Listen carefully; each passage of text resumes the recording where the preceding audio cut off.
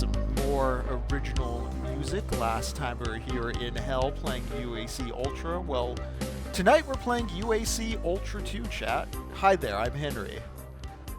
And I'm Jacob. And as you can see, Jacob's getting through his sound options. We're having some technical difficulties, so that's what's up with the slow start, if you're wondering. But this is Techno Poverty, where we bounce books off games, games off books, and just chat, see what interconnections we can make, and, you know, find some ideas to ruminate on with y'all. Ultra 2, yeah. Thank you all for being here. I see Josh Foreman. I see Mask for Mask. I see D. Hamill's Mammal. Nice. Don't forget, chat, we have new emotes, so have fun, take advantage of those. You can do your little Mega Mans. We got a Reaper. We got to get Barney. We got to get a photo of Barney for people to share and spam in the chat. But tonight we're going to continue reading Walter Benjamin's The Work of Art in the Age of Mechanical Reproduction. We read the first half of it last time we were playing Doom. If you were with us Friday, we weren't playing Doom. We were visited by the ghost of Uncle Sam, and we satiated America's Islamophilia by playing Fugitive Hunter, War on Terror. We kicked Osama bin Laden's ass for Independence Day, and did a lot of rumination on, I keep saying rumination today. Gee, I wonder if that's something with me. We talked a lot about 9/11 and the Bush era, and something Benjamin was tapping at here with the turning of the sacred into just the everyday, through reproduction, the loss of aura, the religious turns political. We're going to get back into that work, but yeah, just seeing the way Fugitive Hunter cynically cashed in on what's supposed to be this sanctimonious, patriotic, kind of sacred American duty into this bare bones, not even as baked and thought out as a Doom WAD PS2 game. Just a real piece of crap from 2003. Jacob, how were you feeling about Fugitive Hunter? I mean, I'm not gonna lie, I had a lot of fun playing that game. I kind of want more games to have a dynamic of shooting everywhere and then having to fight people physically, fisticuffs. It was pretty awesome. Yeah, but it was like it's very very mean that there's a fighting game aspect and no multiplayer in Fugitive Hunter. But I mean, given they can barely slap together a single player game, I understand. I understand why go no further. I'm just imagining like playing a fighter as Osama bin Laden, like. Right, yeah. If you played Fugitive Hunter, the fighting game, someone would have to be Osama bin Laden. In the European version, Saddam Hussein is the second to last boss. It's the same level and everything. It's just instead of that guy with the eye patch, it's Saddam Hussein. That's something I didn't realize. Incredible. Well, I realized it. We talked a bit about it on stream, but by the end of that game, we were like, no, we're not playing anymore. I just looked up a Let's Play later. We weren't missing much. It is fine that we didn't do that. Americans don't do the homework. It was fitting for 4th of July not to. Yeah, true. It was very American. But just to catch people up on UAC Ultra. So we were playing UAC Ultra, which was made by Jamie Bainbridge and John Vail. That was a pretty fun 11-map WAD.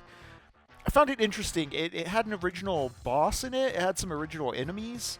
So it was much more than just taking Doom 2 and contorting its shape. It looked, better than Doom 2. Jacob, how'd you feel about that WAD? It was a lot of fun.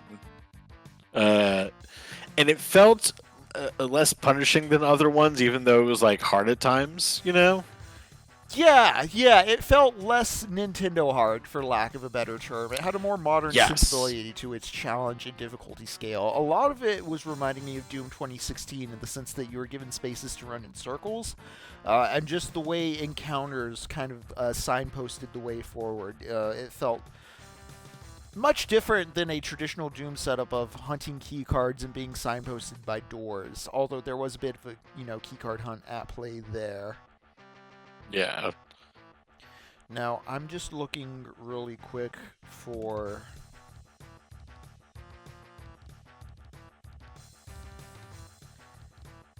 Sorry, I'm laughing and also trying to type out to Mask for Mask that I'm laughing about the Saddam spider hole. and having to explain that to younger friends.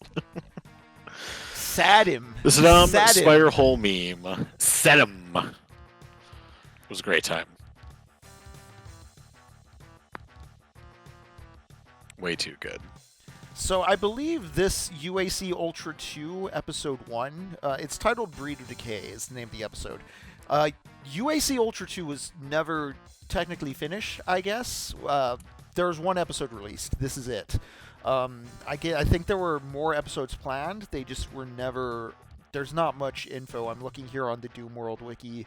But this was carried on by John Vail of the two original creators. And I gotta say right off the bat, I'm liking the music. I peeped the map a little, and it has kind of the same industrial vibe. That was another thing that was interesting, is like the textures. It's a lot more gray and silver and shadowy, but it's not quite as drab as Quake or a Doom 64 or Doom 3 would be. Let's wake up my... Yeah. Okay, for a moment I thought my mouse had disconnected from my laptop. Did you go ahead? Did you get your stuff sorted out as far as settings go? I have indeed. Okay, cool. Yeah. I'm actually going to kill these other lights so I don't have these lights in my face. I apologize, I'm going to be darker, but I want to be able to see the game. It's hard when you have a bright light in your fucking eyes. I was going to say, if your screen's a little dark, I did up my gamma and brightness and turn down the contrast a little because the shadows are pretty heavy in this WAD. That's the only real downside I've had. Oh yeah, dang it, it's pretty dark, but now I can see it better now that I don't have the lights in my eyes. I'm just going to be a little darker. I'm going to be mysterious. And what's this one called again? UAC Ultra 2. Breed of Decay is the name of the episode. Something I found very funny about Fugitive Hunter, Jacob, is you've been sniffing out Doom secrets at a better rate than I have as far as the Doom 1 and 2 runs we did. I know Doom 1 for sure. I barely know where any of the secrets are, and you were like popping one every level. But every Fugitive Hunter level seemed pretty confusing to you. Oh my god. It made no sense, and honestly it was very defeating because of how much I was like, man, I'm finally figuring out Doom secrets. For the exact same reasons. But yeah, it's just like, I mean, just the hole in the side of the wall that will torment me for how dumb it was and just meandering back and forth. It's like, come on, guys. And also because like there's just like not a lot to the game or the level design, so it's like it's impressive that it was just like so poorly designed to be able to like see the one thing you need to see. Just really irked me. Also, this like setting is really cool. Oh hell yeah, Mask for Mask. Sorry, I was just catching up with the chat. Mask for Mask playing Cult of the Lamb. Oh, that one. I've wanted to try that one. Yeah, I saw you playing Cultic the other day, and I was like, you know what? It's not a Doom, but I wish we could bend the Interspace engine to get there. But you know what? I think we'll find our way out of hell eventually. I've been messing with the Interspace drive. I've been tuning the radio to see if we can find a guide. I'm hoping my prayers get answered soon. We'll see as we keep oh shit, that's a lot of demons. As we keep roaming through hell, maybe we'll find our Charon. Hell yeah, I just found missile rocket launcher. Man, this like this level design is really cool. Honestly, like it's kind of giving me Unreal Tournament vibes with how I don't know, something about the consistent ceiling. You know, Doom usually leaves the skyboxes open for you, so yeah, it just adds a degree of. I complain about levels feeling flat in earlier Doom, but that's because they're very horizon line minded with just a skybox, whereas these, like, despite the horizon being obscured by the ceiling, like the ceiling is there to take up vertical space and be interesting and visually appealing in ways that just. I mean, skyboxes are cool, but you know what I mean, right? Oh yeah, for sure. In terms of like not that flat, like 1-story high, just wall that then just ends. Yeah, it just like it has nothing to it. There's some big rooms too, and there's some like light. Yeah, there's some like light fixtures. Once again, taking advantage of not being able to go 2 stories, but just little visual designs to make it feel like you're in a bigger room. Josh Foreman fucking trying to be cool. Skyboxers are cool, but have you ever had sex? No, I haven't, Josh Foreman. Yeah, what is Still that? got my V card. I don't know why I'm saving it. I just am angrily, and I'm mad about it too. Extremely. I'm so mad about it. This is why we need to get out of hell. Jacob still has his V card. It's true. We're trying. We're trying to get to heaven. We're purifying you of your sins so you can find an angel. That's great. It's the only way. I'm gonna say, oh god, I jumped out a window and I didn't really mean to because I didn't think I could because I couldn't do it before. Now there's a lot of monsters. Okay, all right, we're good. We're fine. Yeah, I'm having fun. Also, chat really quick too. Speaking of, because I just saw Master Mask Guy Cult of the Lamb for $8 on Steam. Anyone find any really good sales? Any good games on sale for Steam games? It's been fun. I've been getting all kinds of notifications of like Square Enix stuff on sale, etc. But like, I don't want to spend money. I don't want to look. Oh, for sure. I think I got the Mafia trilogy because they're always very, very cheap on sales. Like, perfect. No one's playing this. I'm like 2 games away from 300 games in the Steam library, and now I'm like, I just need two silly games just to round that out. Like Cult of the Lamb, $8, that's not bad.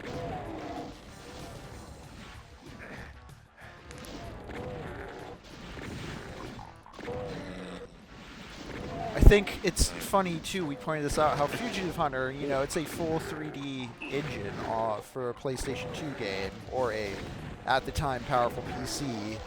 It takes up more resources and runs on stronger hardware than the Doom engine.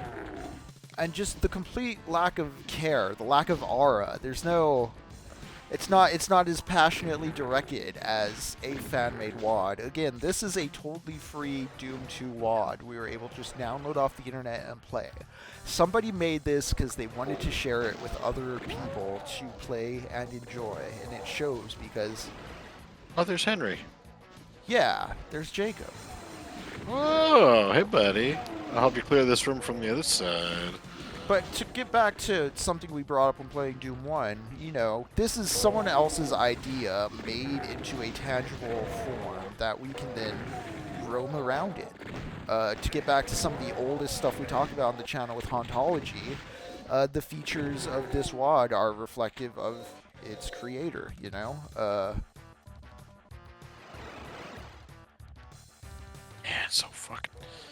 Whoever did it did a great job because these levels are just so cool. This room, because it's only one of the 2 dudes from the original, John Vail. So John Vail, thank you so much for continuing on the work.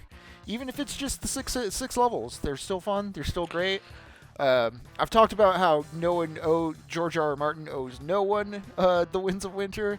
You don't have to continue. I understand if life caught up, something got complicated, or there's just, you know, a creative disinterest.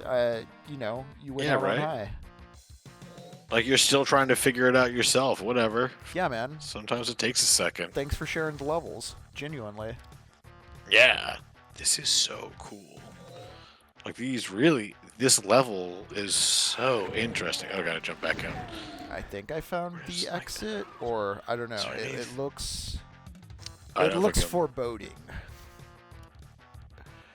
There's no map for the outside, and I don't think we're supposed to go outside, but it's kind of cool. Yeah, I'm kind of...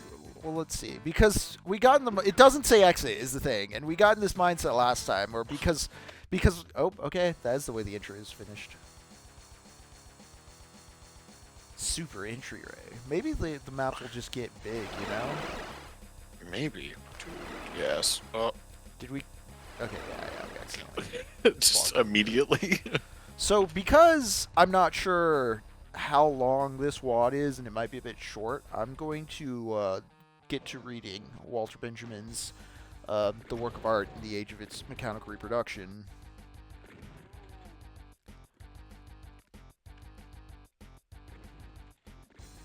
But first, a dirty horchata. Oh man, this dirty horchata is delicious. Delicious, delicious, dirty horchata. Before I start Benjamin's back half, I feel I haven't mentioned this in a while, but I do want to remind people that Techno Poverty is a work of parody. That's not to say we're being completely facetious, insincere, and straight up lying to you or joking about everything, but we really are beings from a parallel dimension, on the run from the big wigs. It very much is a place similar to your very own dimension in 99.5% of the ways, let's say.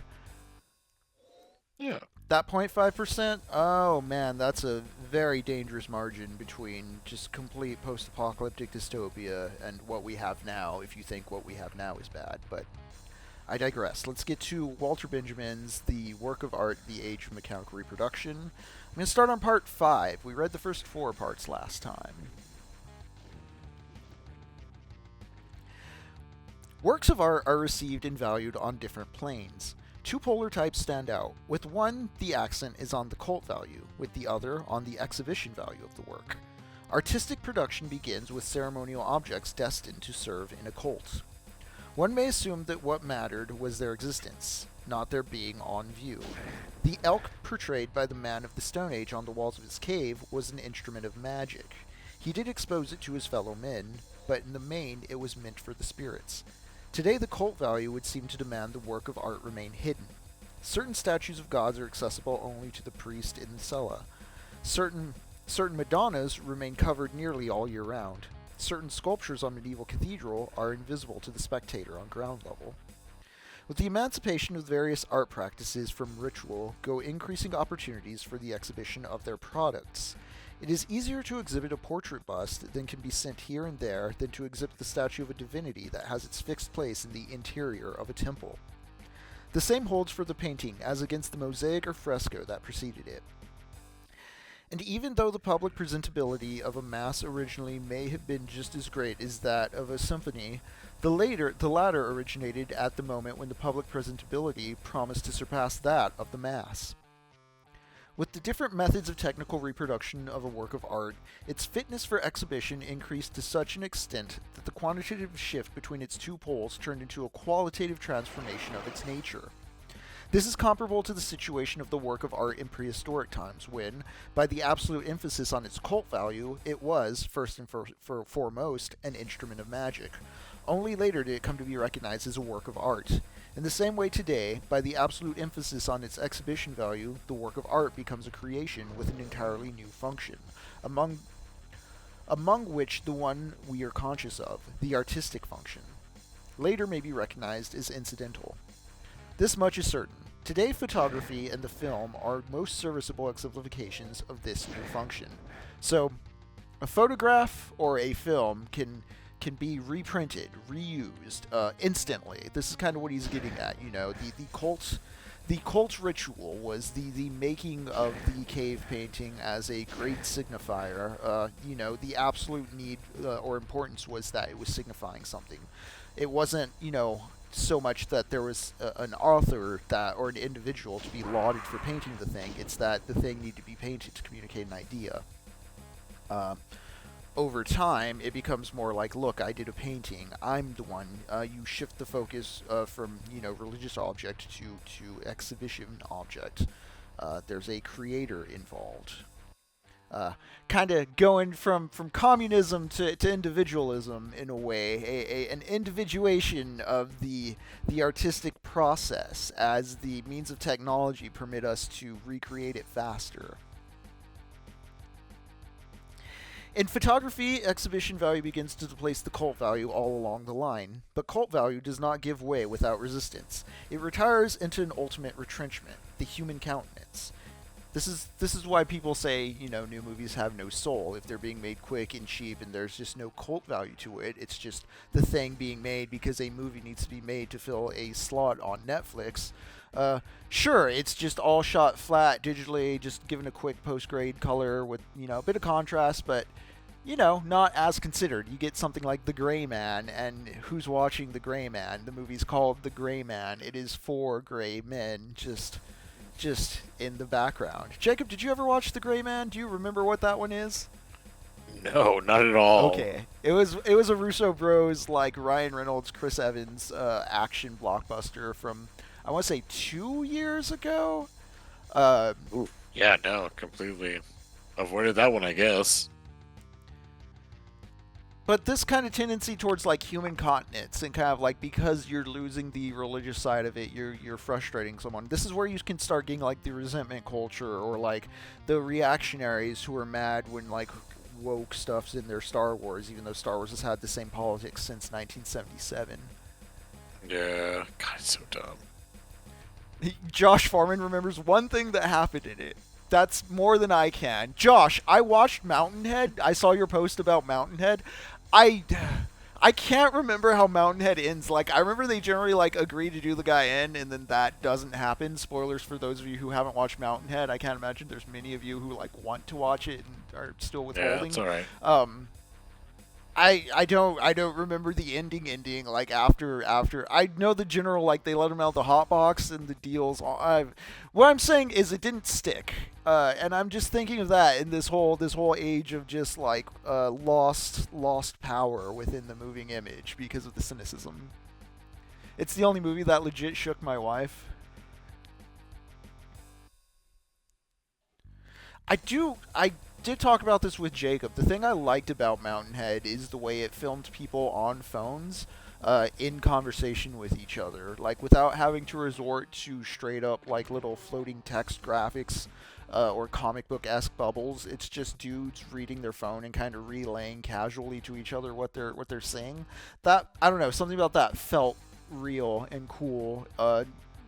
In the moment of the movie. I didn't like the whole composite thing put together, but I liked the way phones were shot and used within the frame. I think too many directors... I don't know. I think there's too many movies that avoid cell phones or try to make them too cool and quirky, and there still hasn't been anything that's really captured them in the now in quite a way that almost did.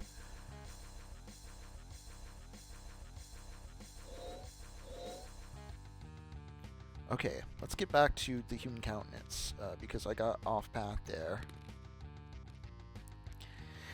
It is no accident that the portrait was the focal point of early photography. The cult of remembrance of loved ones, absent or dead, offers a last refuge for the cult of value of the picture. For the last time, the aura emanates from the early photographs in the fleeting expression of a human face. This is what constitutes their melancholy, or incomparable beauty.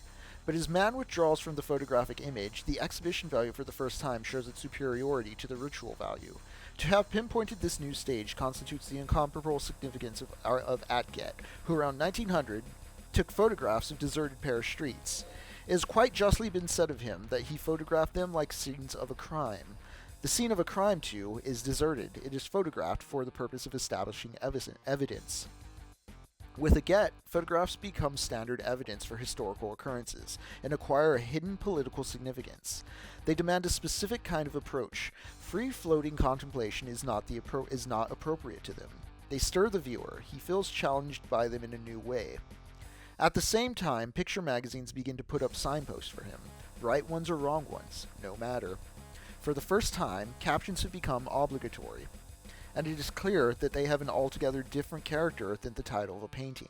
The directives which the captions give to those looking at pictures in illustrated magazines soon become even more explicit and more imperative in the film, where the meaning of each single picture appears to be prescribed by the sequence of all preceding ones.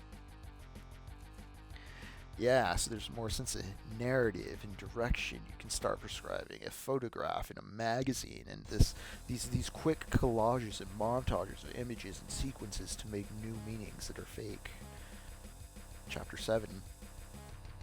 The 19th century dispute as to the artistic value of painting versus photography today seems devious and confused. This does not diminish its importance, however. If anything, it underlines it.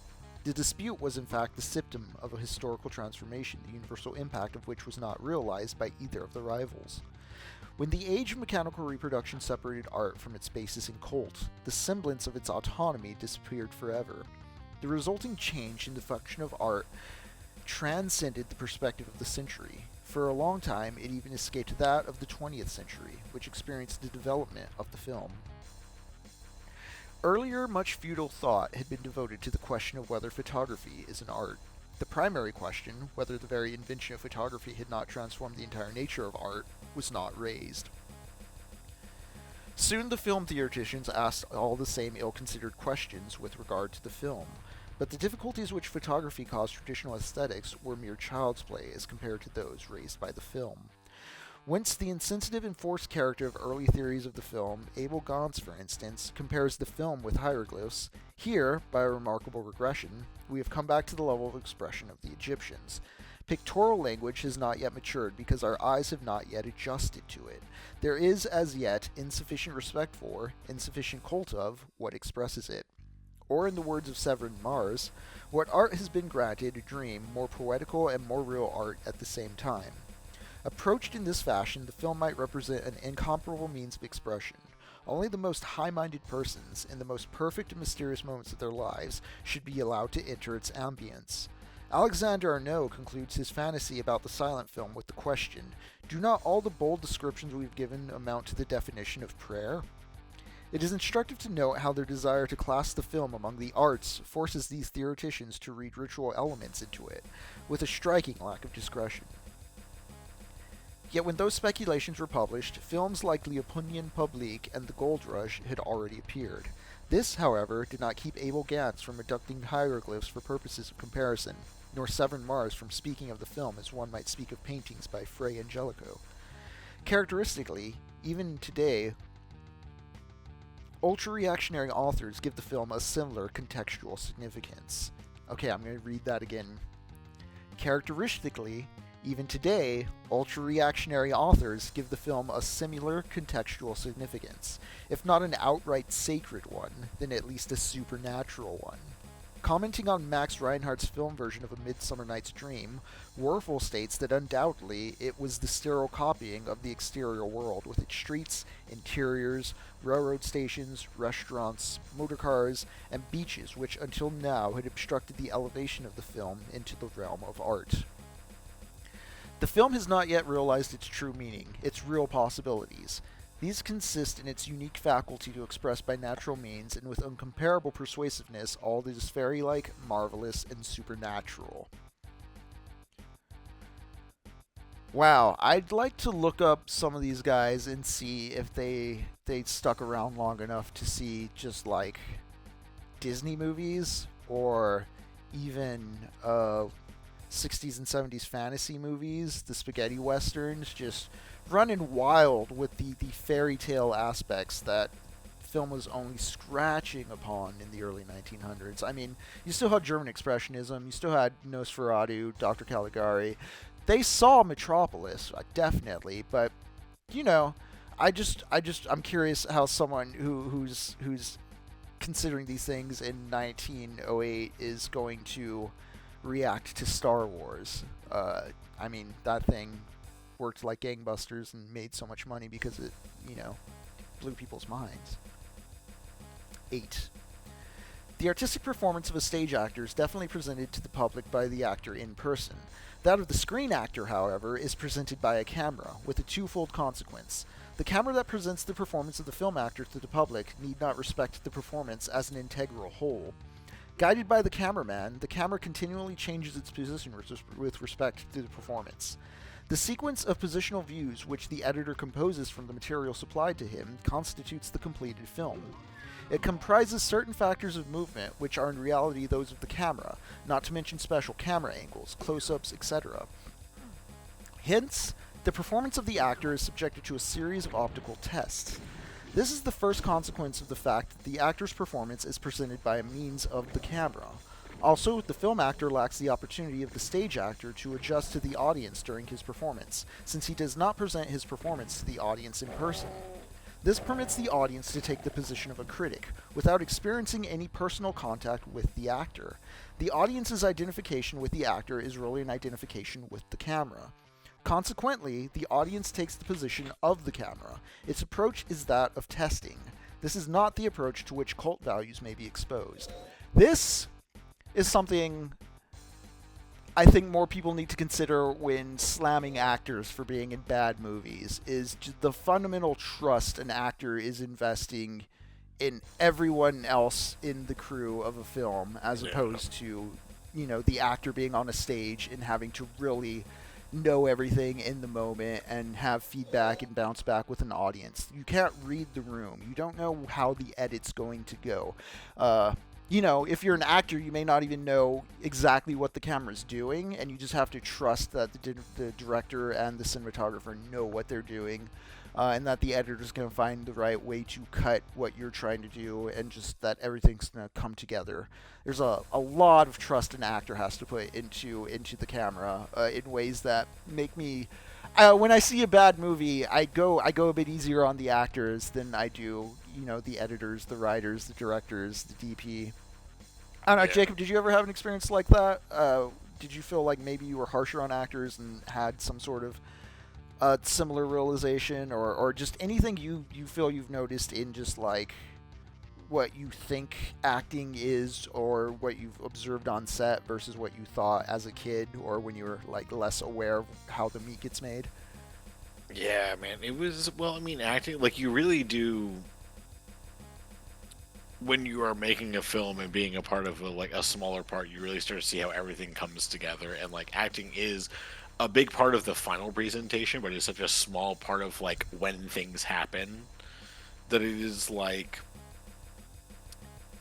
I think I'm with you. It's like I usually will go towards like people not getting like good enough direction or something else that is like giving the actors like, unless the actor is just like not having a good emotion, but it's, you know, Yeah. acting is very hard. And I've done there's... very small roles and it sucks. Yeah, and there's this does not mean all bad movies aren't a case of bad act. There's still bad acting can happen. Bad acting goes down in good movies. Good acting goes down in bad movies. Actors can be bad, is what I'm saying. I'm not trying to excuse all bad acting through this. I'm just saying, like, I think in the general perception of the public process of how a movie gets made, there's a lot of judgment placed on actors that maybe should be placed elsewhere as far as what's really causing a movie to be bad. Yeah. All right, chapter 9. Definitely agree. Stupid demon. For the film, what matters primarily is that the actor represents himself to the public before the camera, rather than representing someone else. One of the first to sense the actor's metamorphosis by this form of testing was Pirandello. Through his remarks on the subject in his novel Sigira were limited to the negative aspects of the question and the silent film only, this hardly impairs their validity. For in this respect, the sound film did not change anything essential. What matters is that the part is acted not for an audience, but for a mechanical contrivance. In the case of the sound film, for two of them. The film actor, wrote Pirandello, feels as if in exile. Exiled not only from the stage, but also from himself. With a vague sense of discomfort, he feels inexplicable emptiness. His body loses its corporeality. It evaporates. It is deprived of reality, life, voice, and the noises caused by his moving about, in order to be changed into a mute image, flickering in an instant on the screen, then vanishing into silence. Make sure I got the right page here, because they're kind of thin. Yep. The projector will play with his shadow before the public, and he himself must be content to play before the camera. This situation might also be characterized as follows. For the first time, and this is the effect of the film, man has to operate with his whole living person, yet foregoing its aura. For aura is tied to its presence. There can be no replica of it. The aura which, on the stage, emanates from Macbeth, cannot be separated from the spectators from that of the actor. However, the singularity of the shot in the studio is that the camera is substituted for the public. Consequently, the aura that envelops the actor vanishes, and with it, the aura of the figure he portrays. It is not surprising that it should be a dramatist such as Pirandello who is characterizing in the film, inadvertently touching on the very crisis in which we see the theater. Any thorough study proves that there is indeed no greater contrast than that of the stage play to a work of art that is completely subject to, or, like the film, founded in, mechanical reproduction.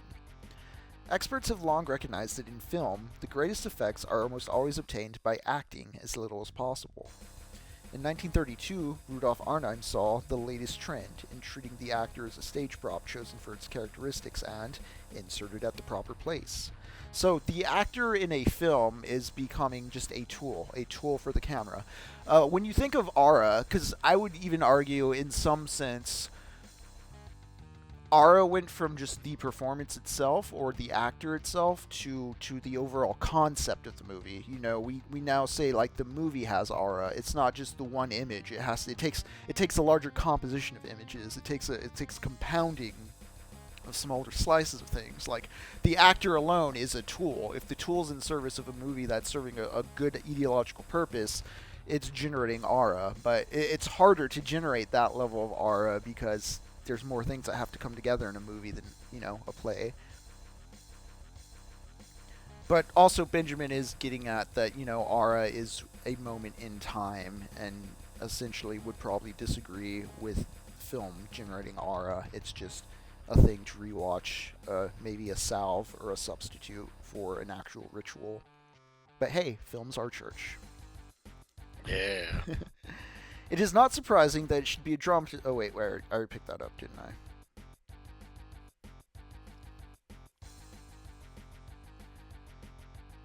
And movies are parables, or can be. With this idea, something else is closely connected. The stage actor identifies himself with the character of his role. The film actor very often is denied this opportunity. His creation is by no means all of a piece. It is composed of many separate performances.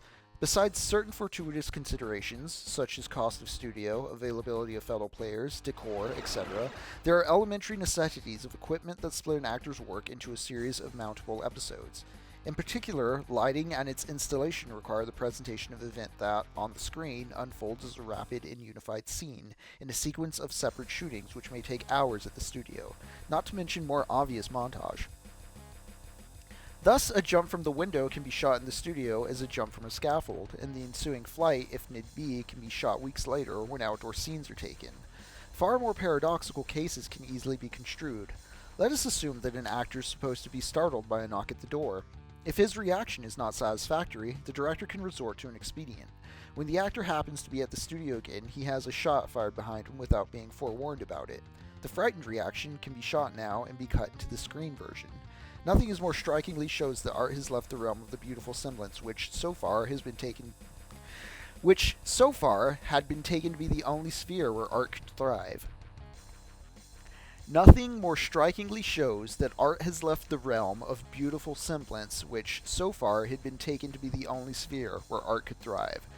The beautiful semblance he's speaking of is like the truth of art, the truth of surprise, the truth of shock. Like, hey, with a movie, instead of like having someone genuinely surprised at a door knocking, just fire off a gunshot, don't tell them. We can lie to our actors and take that performance, and the actor's not being true to themselves in that case, and there's something there that is lacking aura or lacking authenticity. The mechanical reproduction of shock and surprise. Of course, in montage theory, you could take that surprise shot, set it next to anything, and it completely changes the meaning of what the actor's reacting to, or even what the actor's feeling, depending on how scary or not scary the reaction shot is. True. Yeah, Josh, I'm definitely thinking a lot about, like, so, 1934, even a few years later, something like Citizen Kane, where Orson Welles has a slighter degree of control.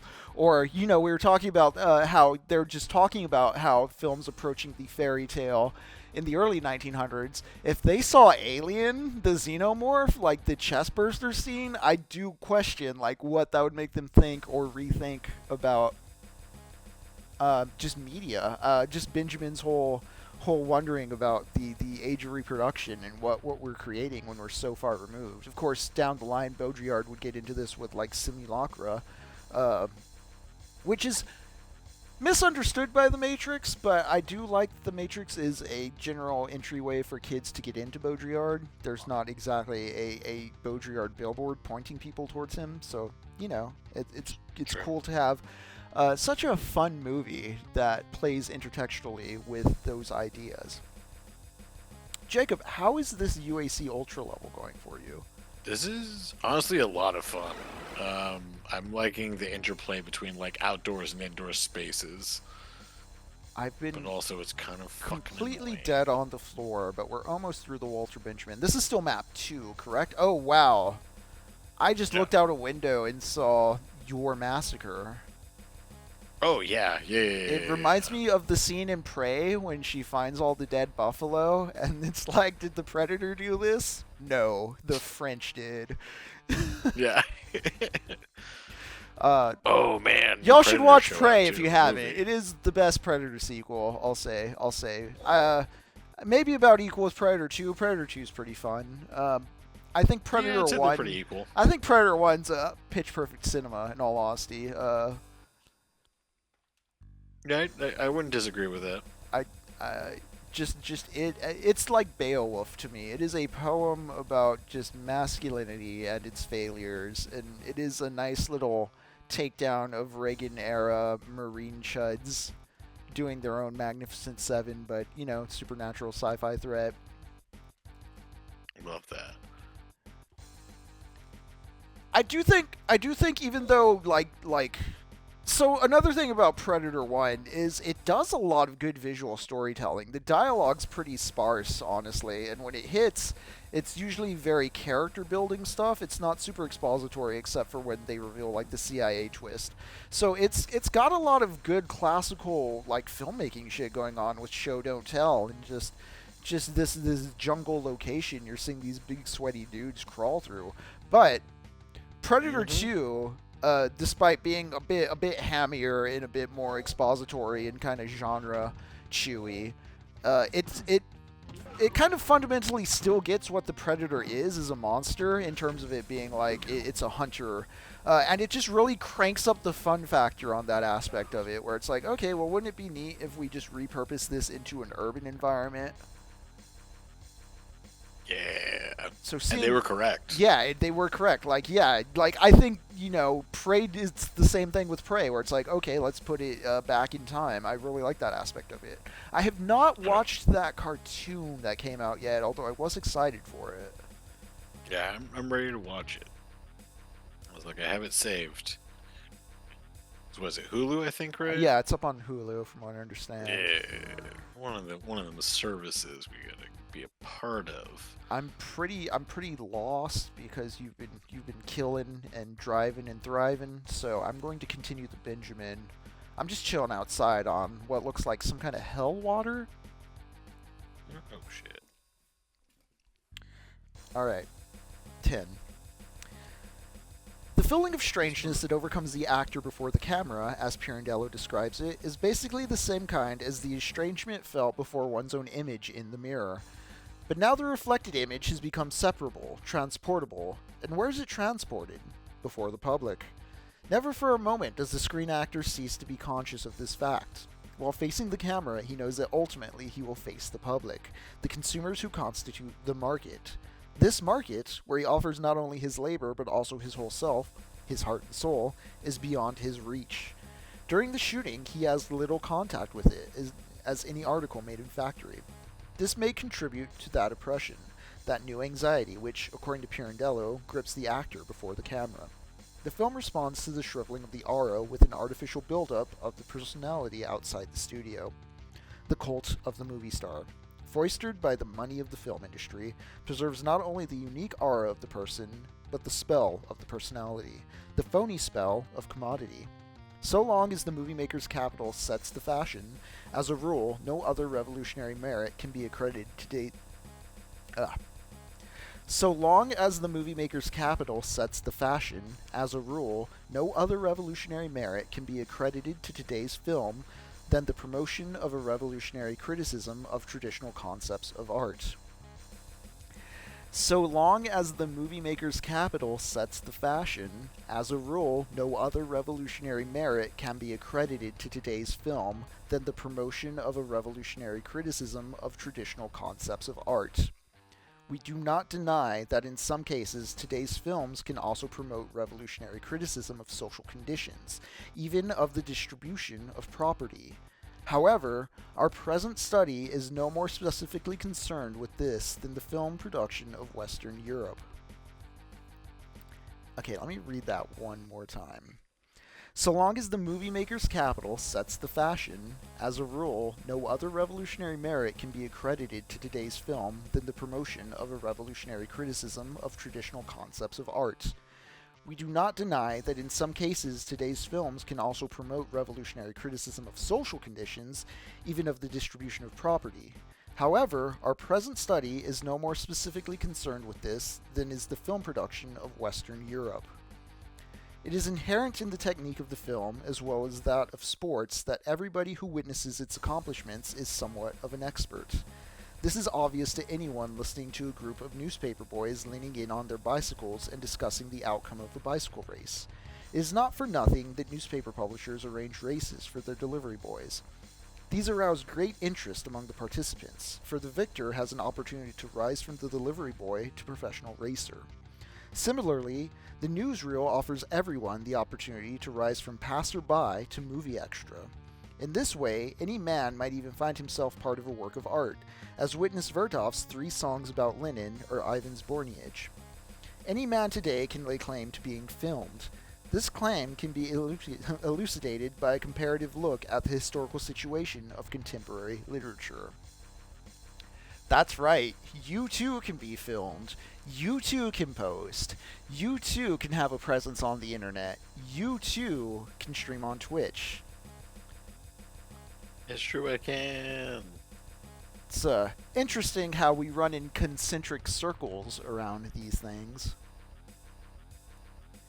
You know, anyone can be an influencer now. It's not just the chance to work on a Mayo commercial and be a movie extra. It's a chance to be the next Hawk Chua. Whoa, that could be me.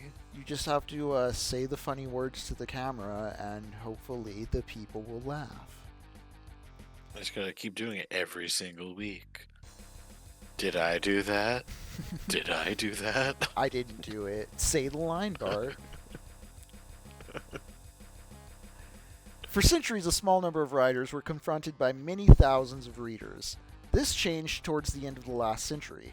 With the increasing extension of the press, which kept placing new political, religious, scientific, professional, and local organs before the readers, an increasing number of readers became writers, at first occasional ones. It began with the daily press opening to its readers space for letters to the editor. And today, there's hardly a gainfully employed European who could not, in principle, find an opportunity to publish somewhere or other comments on his work, grievances, documentary reports, or that sort of thing. Thus, the distinction between author and public is about to lose its basic character. I'm going to read that again, too. Thus, the distinction between author and public is about to lose its basic character. The difference becomes merely functional. It may vary from case to case. At any moment, the reader is ready to turn into a writer. As expert, which he has become willy-nilly in an extremely specialized work process, even if only in some minor respect, the reader gains access to authorship. In the Soviet Union, work itself is given a voice. To present it verbally is part of a man's ability to perform the work. Literary license is now founded on polytechnic rather than specialized training, and thus becomes common property. All this can easily be applied to the film, where transitions that in literature took centuries have come about in a decade. In cinematic practice, particularly in Russia, this changeover has partially become established reality. Some of the players whom we meet in Russian films are not actors in our sense, but people who portray themselves, and primarily in their own work process. In Western Europe, the capitalistic exploitation of the film denies consideration to modern man's legitimate claim to being reproduced. Under these circumstances, the film industry is trying hard to spur the interest of the masses through illusion-promoting spectacles and dubious speculations. All right. Yeah, we're all filmmakers, we're all critics. That is something of a double-edged sword, because we do want a more educated populace who can be critical of art and who can engage with these things critically. I think it's a matter of what kind of criticism you're doing. If you're skeptical of things from a sort of structural, powerful, what is this telling us? How do people organize around this sort of sense? What is true? What is lies? What is this thing's place in our historical moment? What's it doing? What's it acting on? There's that level of criticism. But then there's also the criticism of like, well, I learned all the spreadsheet rules, and this has 5 out of 5 cinematography, 5 out of 5 acting, 2 out of 5 production value, 2 out of 5 directing, 3 out of 5 writing. Overall, I give it a 10 out of 11. Like, what does that mean? What heuristics are you evaluating movies by, and why? What heuristics are you engaging art with? What tools are you bringing to the table? Why are you interfacing with art in that way? I think is a very worthy question, because I think there is a difference between like productive consumption and just mindless consumption or depressive consumption, or activity that is just circular. I don't want to say wasteful, because I don't want to sound like super Protestant, like, oh, you're watching the bad stuff or you're reading the things wrong. It's more a question of like, are you approaching it with a mindset where you're happy, you're well adjusted, you're enjoying it, or like, I don't know, I think of doomer posting, or I think of approaching art and politics and news in ways that's self-immiserating. It's a question I have for some like liberal centrist types who still see fit that they should be defending something like the DNC, when it's like you're only really alienating yourself with that stance. Just turning everything, like all art exposure, into just a scrolling glance. Sort of like, let me have this moment, and then it's completely gone again. Right, and like I keep a letterbox where I'll keep movies, like I'll write every now and then when I see a movie just like some thoughts or I'm reacting, but I do think there is a tendency to dive too hard into something like that, and you end up kind of just badge collecting, where instead of really like enjoying movies or sitting with them, it's just like, okay, I gotta watch my 3 today to keep up with my letterbox score, or oh, I gotta squeeze in all the content this week without really like thinking or meditating on said content. Yeah, the rush for the content. That's kind of why, like with Techno Poverty here, I like that we're not playing just the most current stuff all the time and trying to like generate takes or be like clickbaity in that way, because that would just drive us to perform for the algorithm. And we've seen other channels that do that. We have definitely been a part of that system. Yeah, definitely like, have had to work sucks. under that, and it's not as fun as this. Also, through this, we get to talk at a slower pace about just things we find interesting. Alright, 11. The shooting of a film, especially of a sound film, affords a spectacle unimaginable anywhere at any time before this. It presents a process in which it is impossible to assign to a spectator a viewpoint which would exclude from that actual scene such extraneous accessories as camera equipment, lighting machinery, staff assistants, etc., unless his eye were on a line parallel with the lens. This circumstance, more than any other, renders superficial and insignificant any possible similarity between a scene in the studio and one on the stage. In the theater, one is well aware of the place from which the play cannot immediately be detected as illusionary. There is no such place for the movie scene that is being shot. Its illusionary nature is that of the second degree, the result of a cutting.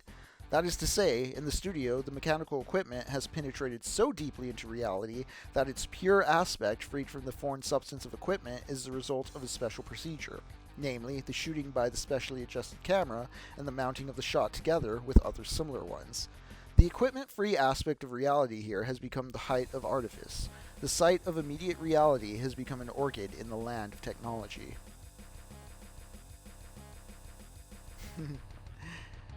Even more revealing is the comparison of these circumstances, which differ so much from those of the theater with the situation in painting. Here the question is, how does the cameraman compare with the painter? To answer this, we take recourse to an analogy with a surgical operation. The surgeon represents the polar opposite of the magician. The magician heals a sick person by laying on the hands. The surgeon cuts into the patient's body. The magician maintains the natural distance between the patient and himself, though he reduces it very slightly by the laying on of hands. He greatly increases it by virtue of his authority. The surgeon does exactly the reverse. He greatly diminishes the distance between himself and the patient by penetrating into the patient's body, and increases it but little by the caution with which his hand moves among the organs. In short, in contrast to the magician, who is still hidden in the medical practitioner, The surgeon, at the decisive moment, abstains from facing the patient man to man. Rather, it is through the operation that he penetrates into him. Magician and surgeon compare to painter and cameraman. The painter maintains in his work a natural distance from reality. The cameraman penetrates deeply into its web. There is a tremendous difference between the pictures they obtain. That of the painter is a total one. That of the cameraman consists of multiple fragments, which are assembled under a new law. Thus, for contemporary man, the reproduction of reality by film is incomparably more significant than that of the painter, since it offers, precisely because of the thoroughgoing permeation of reality with mechanical equipment, an aspect of reality which is free of all equipment. And that is what one is entitled to ask from a work of art. 12. Mechanical reproduction of art changes the reaction of the masses towards art. The reactionary attitude toward a Picasso painting changes into progressive reaction toward a Chaplin movie. The progressive reaction is characterized by the direct, intimate fusion of visual and emotional enjoyment with the orientation of the expert. Such fusion is of great social significance. The greater the decrease in the social significance of an art form, the sharper the distinction between criticism and enjoyment by the public. The conventional is uncritically enjoyed, and the truly new is criticized with aversion. Oh, cool. Beat a level, eh? We did it. Hell yeah. The Promised Land. Next map. Dang, yeah. So these are a bit grayer than previous, but I am liking how tall they are.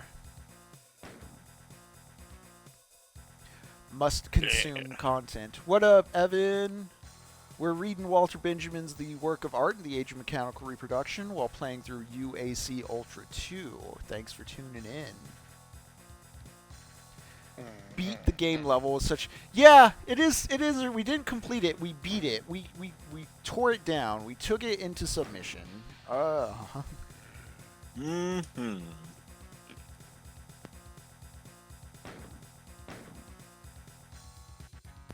Apologies.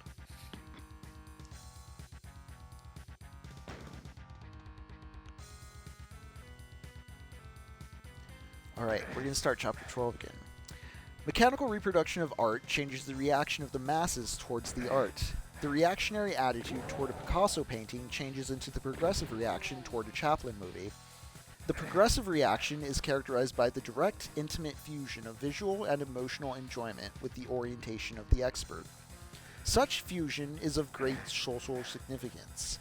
The greater the decrease in the social significance of an art form, the sharper the distinction between criticism and enjoyment by the public. The conventional is uncritically enjoyed, and the truly new is criticized with aversion. With regard to the screen, the critical and the receptive attitudes... Oh, again, thin pages. With regard to the screen, the critical and receptive attitudes of the public coincide. The decisive reason for this is that individual reactions are predetermined by the mass audience response they are about to produce, and this is nowhere more pronounced than in the film. The moment these responses become manifest, they control each other.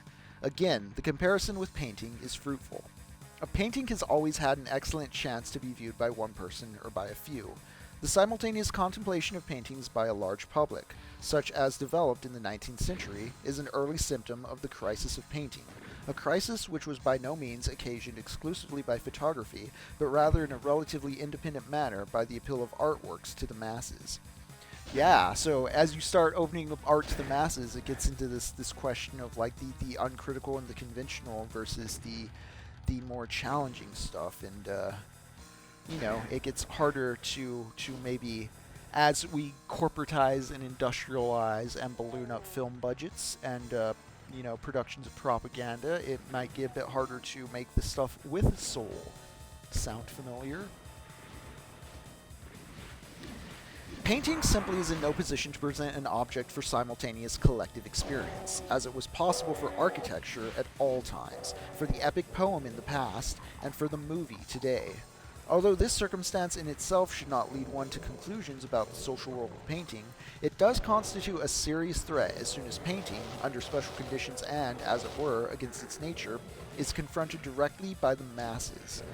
In the churches and monasteries of the Middle Ages, and at the princely courts up to the end of the 18th century, a collective reception of paintings did not occur simultaneously, but by gradual and hierarchized mediation.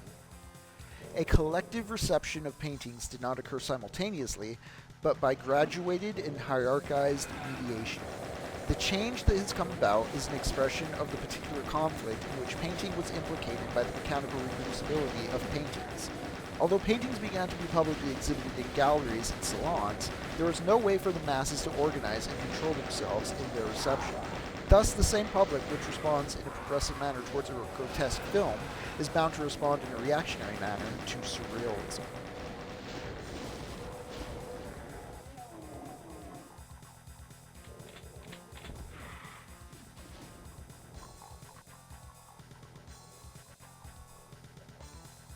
Oh, let me check in on the chat before continuing to chapter 13.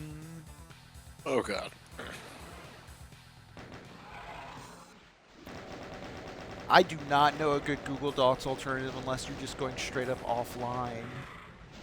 Yeah. I mean, I haven't used Microsoft Prox for a while either. I wouldn't trust Word. There might be... I'll have to go digging for it. I had a PNG of like a lot of open source free alternatives to both productivity software like Office and also like Photoshop and Adobe alternatives. I think GIMP was the Photoshop alternative it recommended.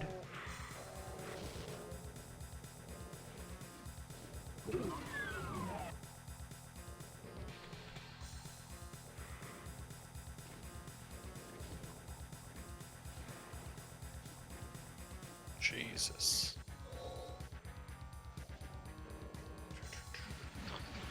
GIMP and Crate. Yeah, I gotta find that image again and share it on the Discord because it had a lot of things besides. I remember it had some editing alternatives and some Photoshop alternatives. Sadly, because of the nature of my work, I have to interface with other people who are using Creative Suite to do their things. So Yeah. I'm a little locked into Premiere in that sense because of the macro structure of the industry. But I mean, DaVinci Resolve has a free version that's pretty powerful and robust for any of you that want to get into maybe some editing stuff that's more advanced than like Movie Maker or iMovie or whatever the basic stuff is out there these days.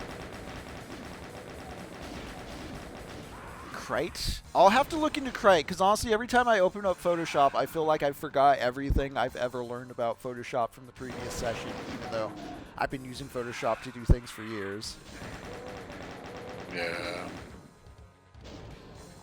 See, it's interesting because now with mechanical reproducibility, just the ownership lines even further blurred in the digital age.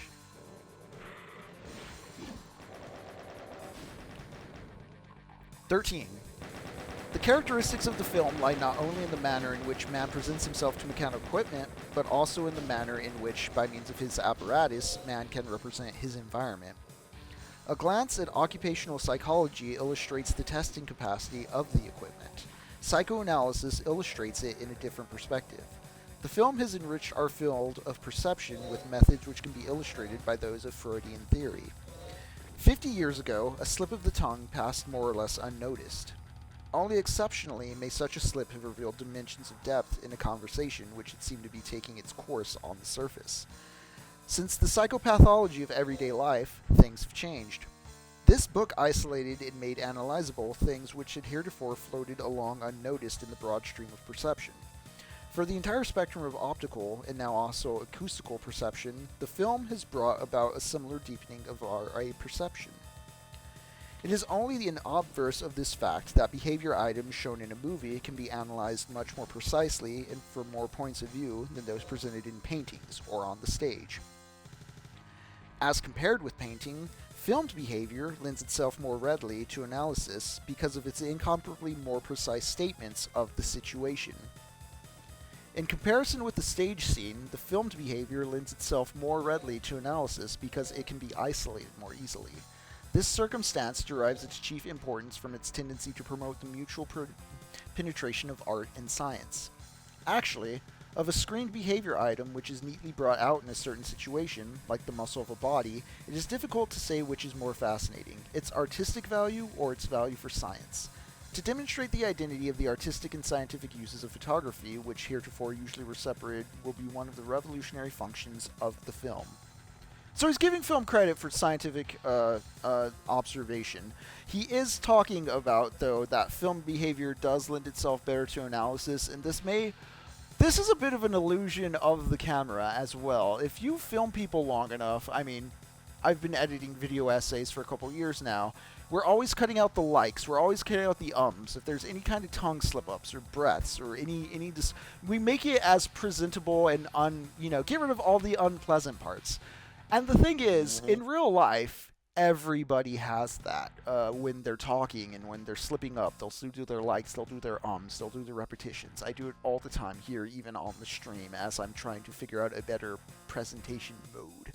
But we get so accommodated to this that we then see a recording of people.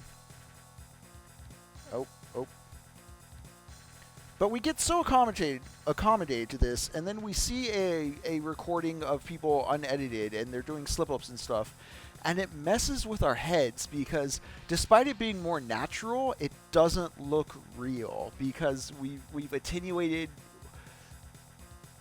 We have a different standard of what we consider real when it comes to what's on screen. Yeah, Academy of Motion Picture Arts and Sciences. Good luck on that search, Evan. The Oscars. Yeah, Josh, the Oscars is a good point. Oh, any kind of live ceremony, you see celebrities slightly out of form, especially movie stars, because I don't want to start like a fight between drama kids here, but stage actors do have to run through the whole thing live on stage in front of an audience. I'm not dissing movie stars. It's just they can be edited. They can take lines and do pickups and do re-recordings. The editor can fuck with their performance in ways that either enhance or de-hance it. Also, just the read on intentionality, what Benjamin's talking about here. You can cut in. The camera can direct itself to a close-up on a twitch or a hand gesture or a slip of the tongue, just a quick cut in when somebody whispers something to themselves before it cuts back out. It's a more directed and curated thing, and it changes the way we think about our behaviors. Think about the way now how TikTok and internet memes and just doing your own dances and performances for social media, how that's kind of adjusted the way the culture talks. I mean, at the worst, we see dudes who have cameras on all the time and are like chat, like, what do I do next? It's they turn their life into a choose-your-own-adventure game for the clicks. Novel, but that seems like a completely different type of hell. Yeah.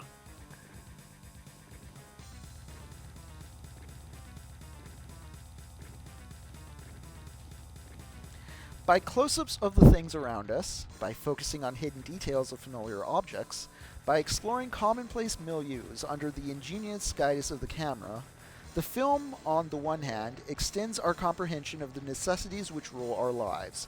On the other hand, it manages to assure us of an immense and unexpected field of action.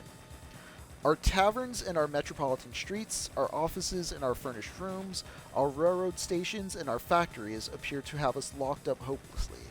Then came the film, and burst this prison world asunder by the dynamite of the 10th of the second, so that now, in the midst of its far-flung ruins and debris, we calmly and adventurously go traveling. With the close-up, space expands. With slow motion, movement is extended. The enlargement of a snapshot does not simply render more precise what in any case was visible, though unclear, it reveals entirely new structural formations of the subject.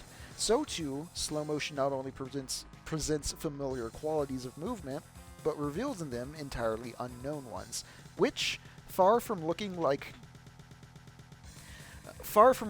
stunted rapid movements, give the effect of a singularly gliding, floating, supernatural motion.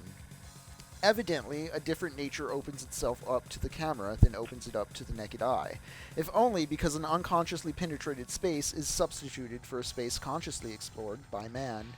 Even if one has a general knowledge of the way people walk, one knows nothing of a person's posture during the fractional second of a stride. The act of reaching for a lighter or a spoon is a familiar routine. Yet we hardly know what really goes on between hand and metal, not to mention how this fluctuates with our moods. Here, the camera intervenes with the resources of its lowerings and liftings, its interruptions and its isolations, its extensions and accelerations, its enlargements and reductions. The camera introduces us to unconscious optics, as does psychoanalysis to unconscious impulses. Boom.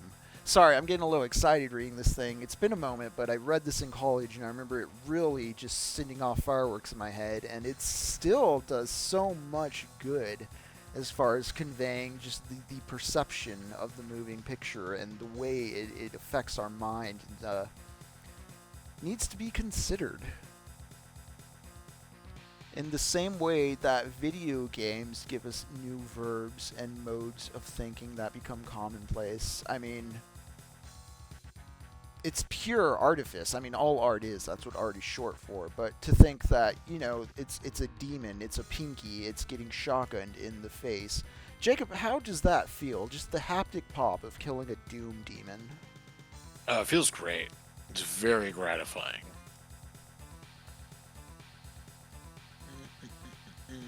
Also, this map is huge. As Jacob's talked about in the past with tricking rocks into doing math, and as we've talked about, I think it was during the Berserk run, we were talking about the fantasy of video games and the way... At what point do all these compounding bits and boops and blapes start to feel real? And it's certainly not a matter of it just looking real, because Fugitive Hunter, I guess, looks slightly more realistic in some sense than Doom. And that just makes it worse to interact with, because it looks real, but it is very clearly limited as a video game. You know what I mean? Yeah. I believe... I remember there's an old copy pasta mathing out how fast the Doom Marine would run in real life if he moves at the rate he does in the game. And it's something extremely absurd. It's multiple hundreds of kilometers per hour. You would be liquid. If you ran as fast as Jacob and I have been moving through these maps. But it feels right for Doom. It feels more real than Fugitive Hunter. It feels appropriate for trekking through hell. Jacob mentioned the tunnel earlier. I think a big issue with Fugitive Hunter was in trying to look more realistic. The levels at times didn't want to look boxed in or boxed off, which in Doom provides direction, but in Fugitive Hunter, you just end up running into like an invisible wall, or it stops making video game sense because it's trying to make real life spatial sense, and that doesn't quite jam with the way the player has to navigate.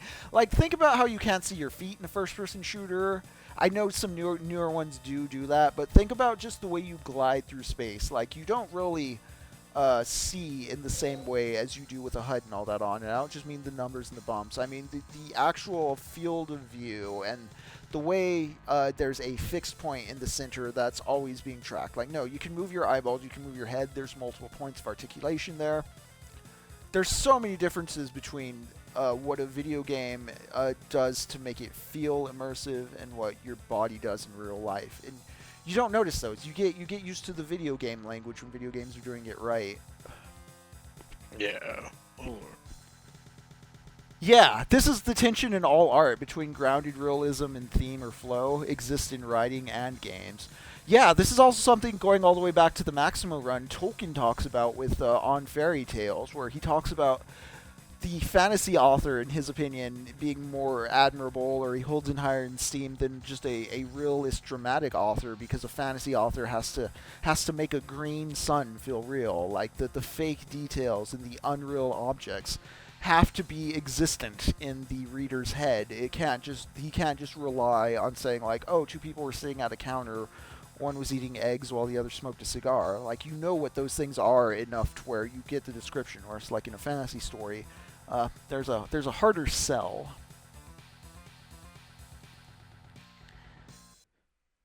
Yeah. 14. One of the foremost tasks of art has always been the creation of a demand which could be fully satisfied only later. The history of every art form shows the critical epochs in which a certain art form aspires to the effects which could be fully obtained only with a changed technical standard, that is to say, in a new art form. The extravagance and crudities of art which thus appear, particularly in the so-called decadent epochs, actually arise from the nucleus of its richest historical energies. In recent years, such barbarisms were abundant in Dadaism. It is only now that its impulse becomes discernible. Dadaism attempted to create by pictorial and literary means the effects which the public today seeks in film. James Cameron's raising the bar. Always raising the bar. Yeah, I mean, this is something we do see in movies where it's a matter of like, well, are they just cashing in on a fad, or are they trying to do something original and new? There's that yearning for the new thing, for the new form, for seeking what we feel frustrated we can't yet attain. Why not both? Yeah, let's go for both. Yeah.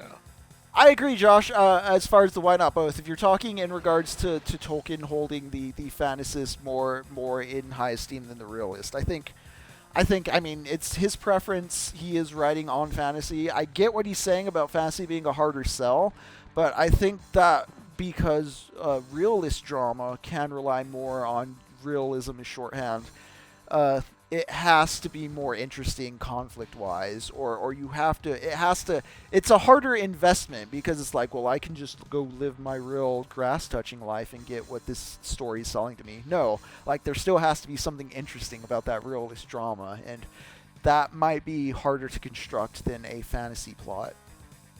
So yeah, why not both? We want it all. Yeah, I'd say this, like, open to all genres. Like, take in everything. Yeah. Good is good.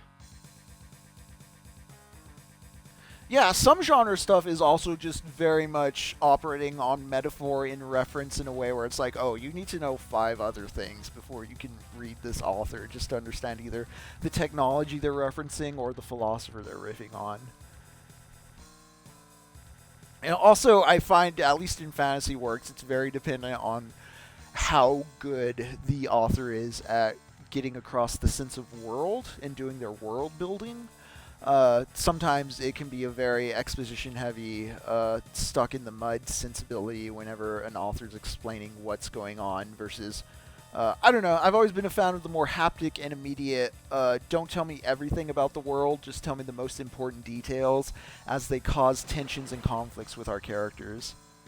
It's a very challenging balance, but I think some movies, just to get across what we're talking about, I think some movies that get my preferred mode of fantasy world building across very well, it's like Nausicaa and the Valley of the Wind, The Matrix. A New Hope is actually gangbusters at this. You know, for how much lore is known about Star Wars now, keep in mind how much of that developed over the years as part of tabletop books and novels, and side stories and spin-offs and such.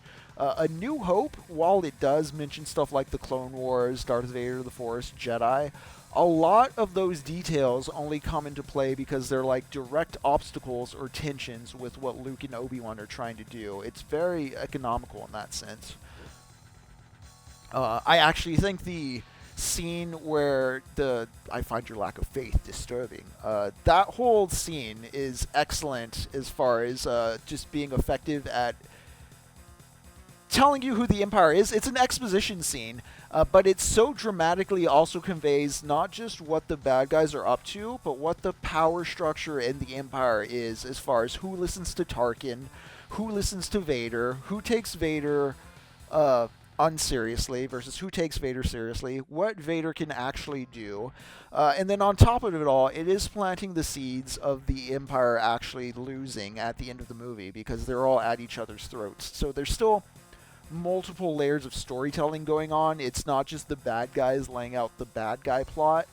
There is a lot of character building for both the character of the Empire, the character of Tarkin, and the character of Vader going on in that scene. It's, I don't know, it's perfect cinema. And I know that sounds silly because it's Star Wars.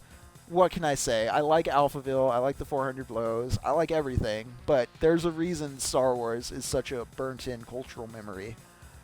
Yeah, it's not just a fluke. It's got a lot of things happening. I can take criticisms of the other ones. I'm one of those people that doesn't think Empire Strikes Back is better than A New Hope. I think A New Hope's just literally one of the greatest pieces of American cinema as far as what you can do with movies and what has historically been done with movies.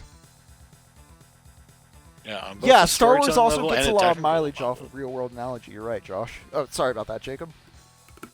Oh no, you're all good. I was just saying, like, the big thing that always stuck with me is just like it's so tangible. Everything feels like you can reach out and touch a thing.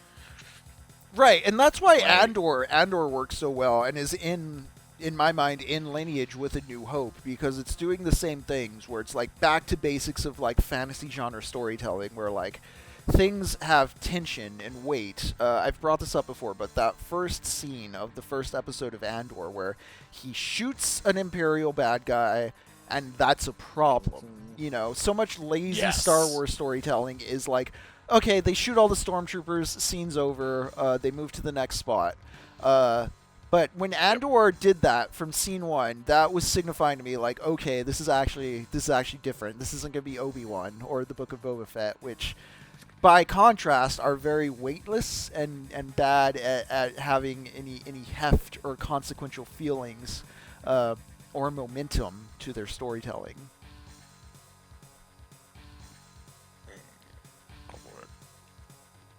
I do think, though, I find it interesting. This is a definite tangent, not really related to the rest, but on the note of Obi-Wan, I think one of Filoni's weaknesses, this is some deep Star Wars nerd stuff. I don't know if you're familiar with Dave Filoni, Jacob. He's like the creative. He's a creative. I am a little bit on like the Clone Wars and a few other Star Wars things. I do think Filoni's and, like George strengths, Lucas loves him or whatever. I don't know. Yeah, actually, I don't know how George Lucas feels about him, but like, I'd imagine they had a good relationship because he worked on Clone Wars and stuff before the Disney buyout, and like really did build out the lore for the prequels.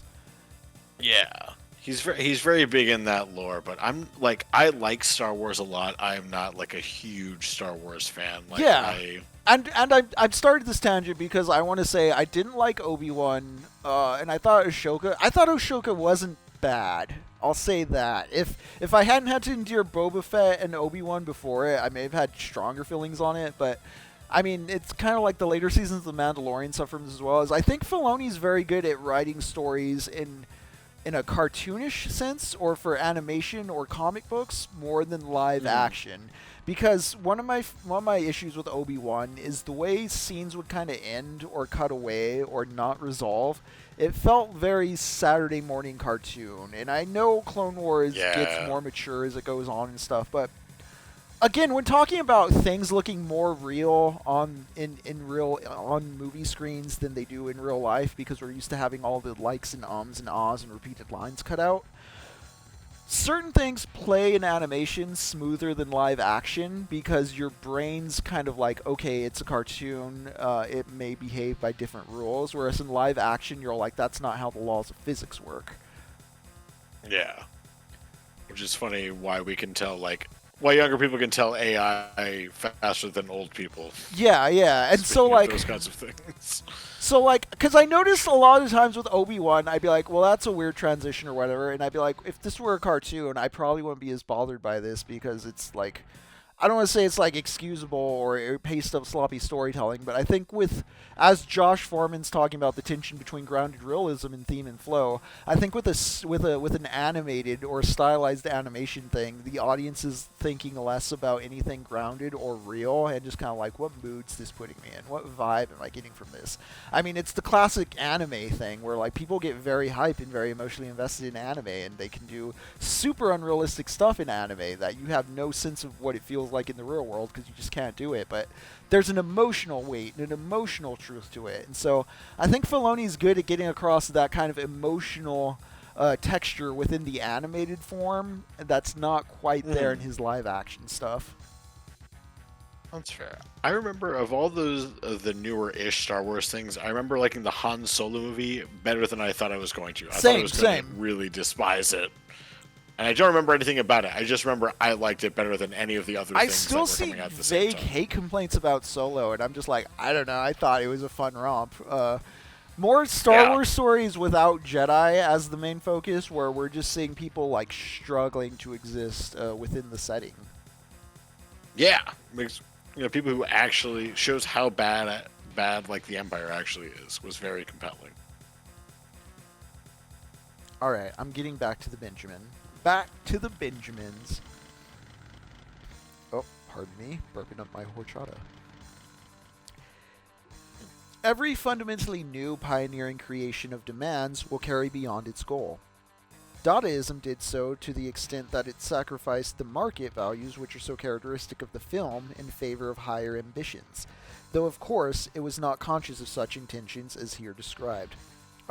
Dadaism, just to give you a quick rundown, was an art movement, I believe in the 1920s.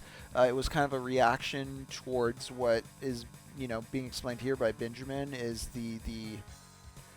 it was kind of a rebellion against fascist standards, kind of in Italy. I believe Piss Christ is one of its most famous pieces. That's Jesus Christ in a urine of piss. It's either that or the urinal is another famous Dadaist piece. I forget. I don't think the urinal is its proper name. I'm being so bad about citations here, but it's a urinal is the piece. It's like a rusted up, beat up urinal. I think Dadaism's cool. I'm not going to be one of those people who's like, look at this art. This is just so pretentious. That is definitely a fascist impulse.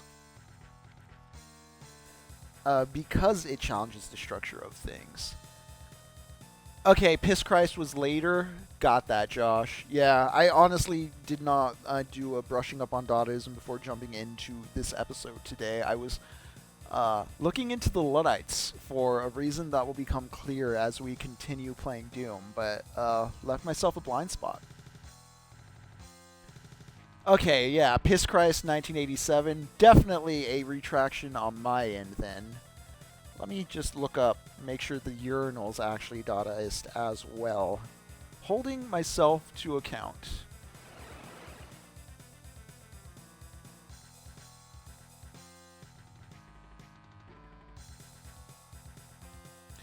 Yeah, the urinal was called Fountain by Marcel Duchamp, 1917.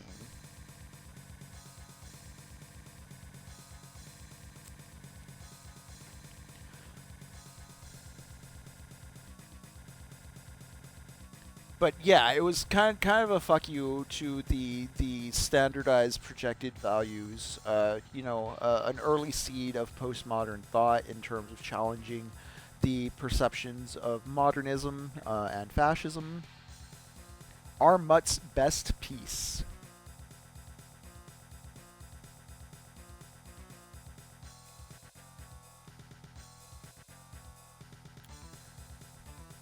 Okay, let me get back to the Benjamin. The Dadaists attached much less importance to the sales value of their works than to its uselessness for contemplative immersion. The studied degradation of their material was not the least of their means to achieve this uselessness. Their poems are word salad, containing obscenities and every imaginable waste product of language. Echoes of Burroughs. The same is true of their paintings, on which they mounted buttons and tickets. What they attended and achieved was a relentless destruction of the aura of their creations, which they branded as reproductions with the very means of production. Before a painting of Arps or a poem by August Strom, it is impossible to take time for contemplation and evaluation as one would before a canvas of terrain, or a poem by Rilke. In the decline of middle-class society, contemplation became a school for asocial behavior. It was countered by distraction as a variant of social conduct. Dadaistic activities actually assured a rather vehement distraction by making works of art the center of scandal. One requirement was foremost, the outrage of the public.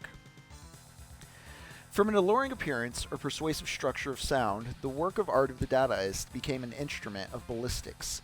It hit the spectator like a bullet. It happened to him, thus acquiring a tactile quality.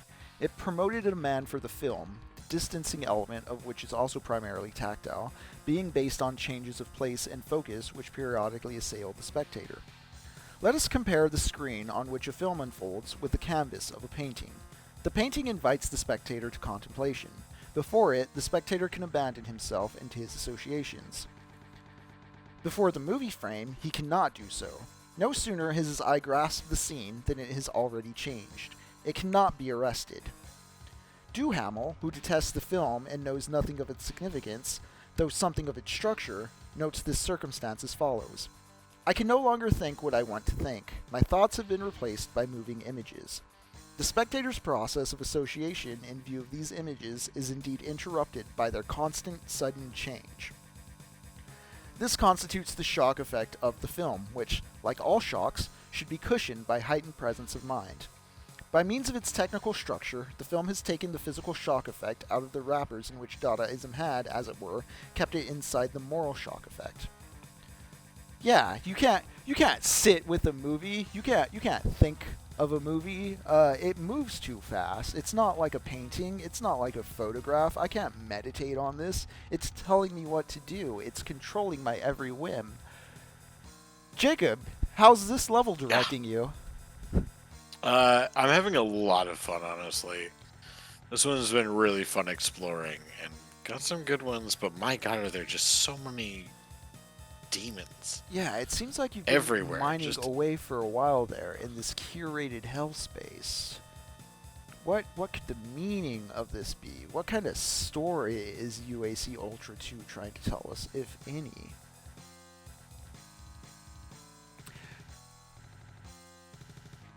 Oh lord.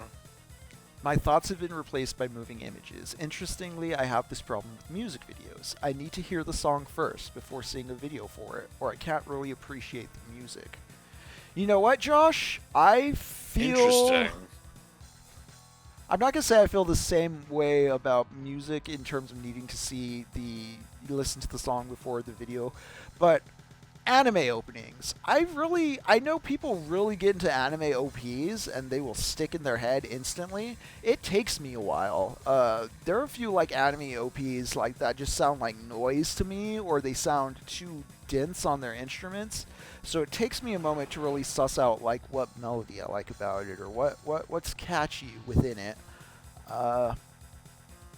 Which seems to not be common. Most people seem to like be very diehard about anime OPs. They don't work on me in the same way other songs though, but perhaps it's also because, you know, people are watching their shows and they associate the song with their favorite shows in a way that contextualizes their enjoyment of it in a way that's not just like listening to a solo song.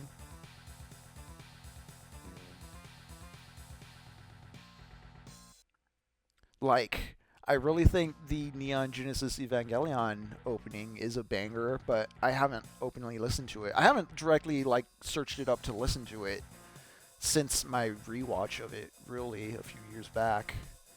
Same with like the JoJo's Bizarre Adventure, Stardust Crusaders openings. I had those on heavy repeats as gym music for a while there, but I kind of stopped with JoJo for a moment.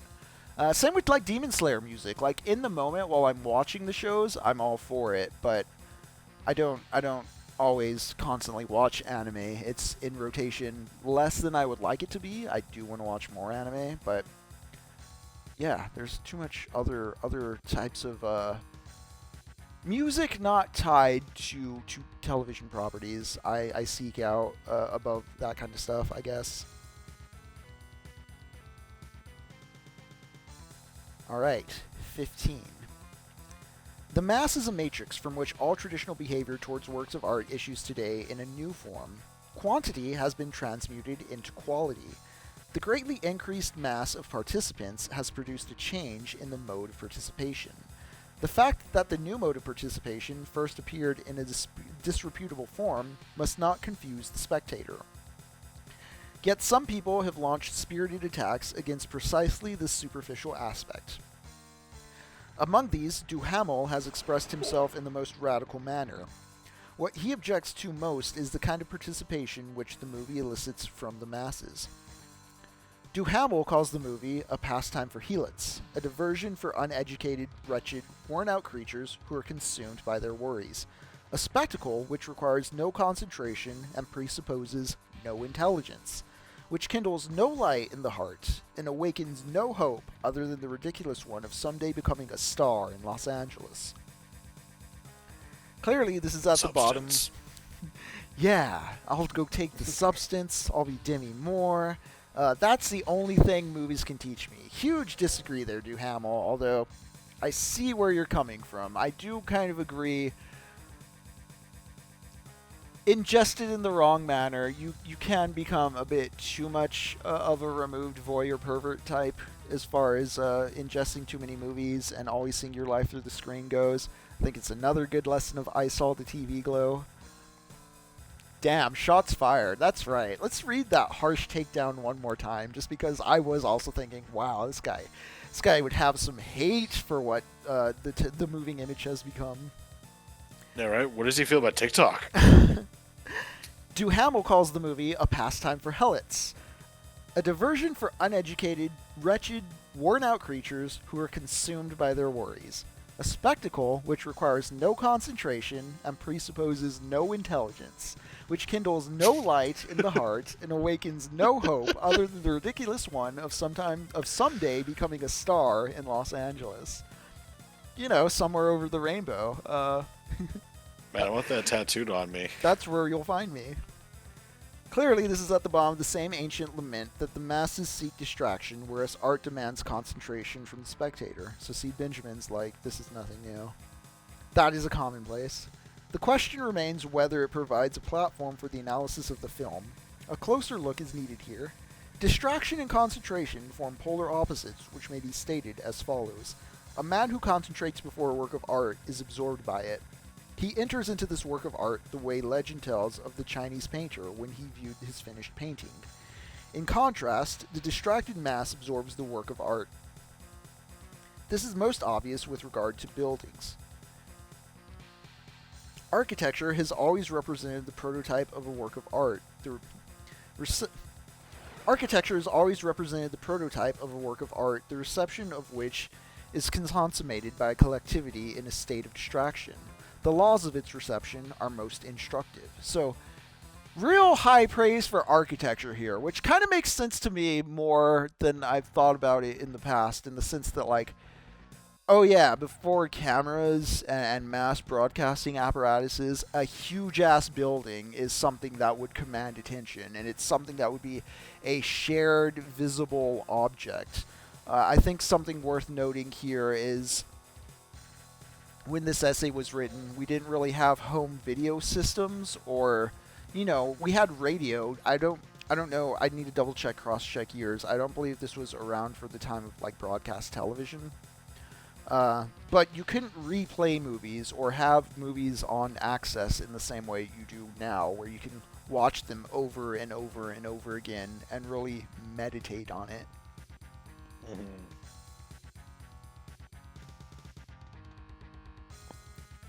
Yeah, the presupposes no intelligence is actually pretty on point, Josh Foreman, as you're saying. Yeah, this is something I think I find interesting about the history of the musical as well, is because the musical was the musical in America was playing towards multiple ethnicities of immigrants and audiences and cultural types in America. When, you know, Broadway was first starting and all that. And so it had to do, I don't want to say lowest common denominator, because I don't like the class distinction that implies as far as like, oh, the masses are so stupid, but it had to do an averaging act. And I think that's a kinder way of making that presupposition than to say it presupposes no intelligence. But yeah, this is also why I remember finding movies interesting and why I was kind of more passionate to make movies than, say, make video games or write books, is because I do feel movies are more international. You know, video games are getting a bit better about it, but you still have to interact. Also, because video games, you have to interact with them. There's the mechanical aspect of actually playing the game and doing the work, whereas a movie you can just sit back and watch in a passive manner. But yeah, short of subtitles, a lot of, you know, movies, they translate pretty well across borders, and they seem more universal than, say, the video game, or even a book, which has to be translated and imagined. Again, the movie's giving you the images. But something about that within movies made them appeal to me in ways the other art forms didn't. It's like, oh, cool, I want to see what's going on in other countries. Like, Jacob, do you remember the first, like, international movie you saw where you're like, oh, wow, something outside of America? Man, it was something in India. I know that for sure.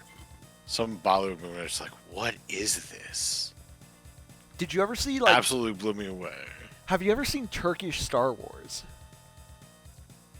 No, that sounds great though. Okay, yeah. There's like a Turkish Star Wars, Turkish Rambo. It's a whole subgenre of like 70s and 80s, just C-rate kind of American exploitation, like Turkish adaptations of things. I do love Italian Spider-Man. I was about to say always Italian fun. Spider-Man is playing off of that lineage. Like what it's parodying that thing. Yeah. Where like there'd be, these Eastern European adaptations of licensed American properties that were, clearly not the same thing. Yeah. What a great thing. I love art. I love stuff like that. Enjoy the walk, Josh. We're about to finish up Walter Benjamin here. We're on the verge of hitting the epilogue, so let's continue on chapter 15. Ooh, pardon me. Buildings have been man's companions since primeval times. Since the dawn of time, man has always loved his buildings. But what happens when the buildings say, no more? 9/11. This is when buildings attack. Building... I don't want to go too hard into, like, pointing out the reference, but that is a Simpsons bit about when buildings attack, and I bring it up because I'm like, Jacob, do you remember the days of advertising for VHSs of like worst car accidents or storms gone wild or just, I mean, even too hot for TV, backyard wrestling, just all these. You used to have to order. You used to have to order your YouTube videos, chat. They'd come on VHS compilations that you'd have to order on the phone, and they'd be advertised. Pay and wait for. Yeah. They'd be advertised to us, and it was organized by topic. Do you want buildings? Do you want car accidents? Do you want Girls Gone Wild? Do you want bum fights? What genre of YouTube do you want to order on VHS? Because that's what the 90s were. It's pretty incredible. Buildings have been man's companions since primeval times. Many art forms have developed and perished. Tragedy begins with the Greeks, is extinguished with them, and after centuries, its rules only are revived. The epic poem, which had its origin in the youth of nations, expires in Europe at the end of the Renaissance. Panel painting is a creation of the Middle Ages, and nothing guarantees its uninterrupted existence. But the human need for shelter is lasting. Architecture has never been idle. Its history is more ancient than that of any other art, and its claim to being a living force has significance in every attempt to comprehend the relationship of the masses to art. Buildings are appropriated in a twofold manner, by use and by perception, or rather, by touch and sight. Such appropriation cannot be understood in terms of the attentive concentration of a tourist before a famous building. On the tactile side, there's no counterpart to the contemplation on the optical side. Tactile appropriation is accomplished not so much by attention as by habit. As regards to architecture, habit determines to a large extent even optical reception. The latter, too, occurs much less through rapt attention than by noticing the object in incidental fashion. This mode of appropriation, developed with reference to architecture, in certain circumstances acquires canonical value. For the tasks which face the human apparatus of perception at the turning points of history cannot be solved by optical means, that is, by contemplation alone. For the tasks which face the human apparatus of perception at the turning points of history cannot be solved by optical means, that is, by contemplation alone. They are mastered gradually by habit under the guidance of tactile appropriation.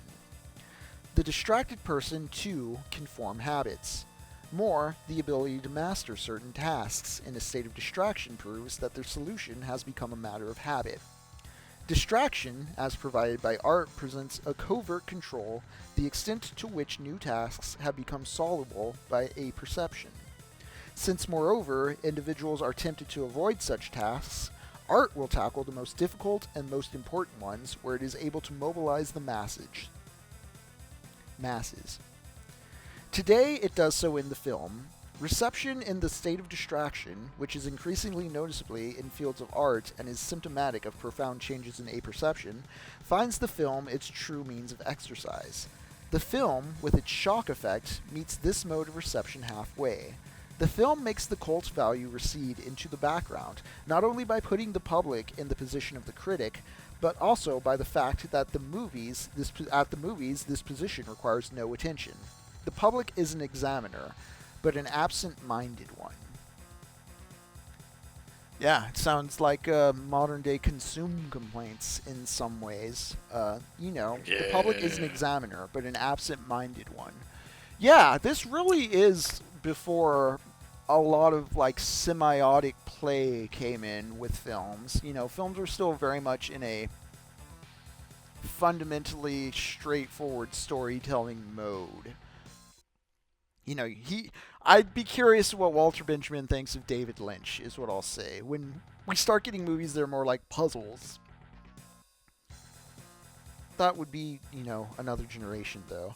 It is reminding me, though, especially talking about architecture, Jacob, you've mentioned the difference between, seeing a picture of the Grand Canyon and going to the Grand Canyon and seeing the Grand Canyon. Yeah.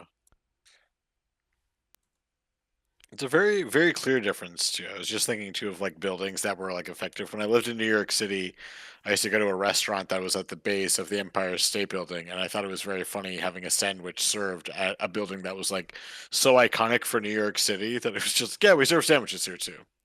I'm going to Something about that was rejoin the very game because humorous. for some reason my audio went out. I was too idle because I was reading. Oh, gotcha. Yeah. Bear with me, Oh my chat. God. I'm rejoining the game. That's right. Ah, damn it. And there we are.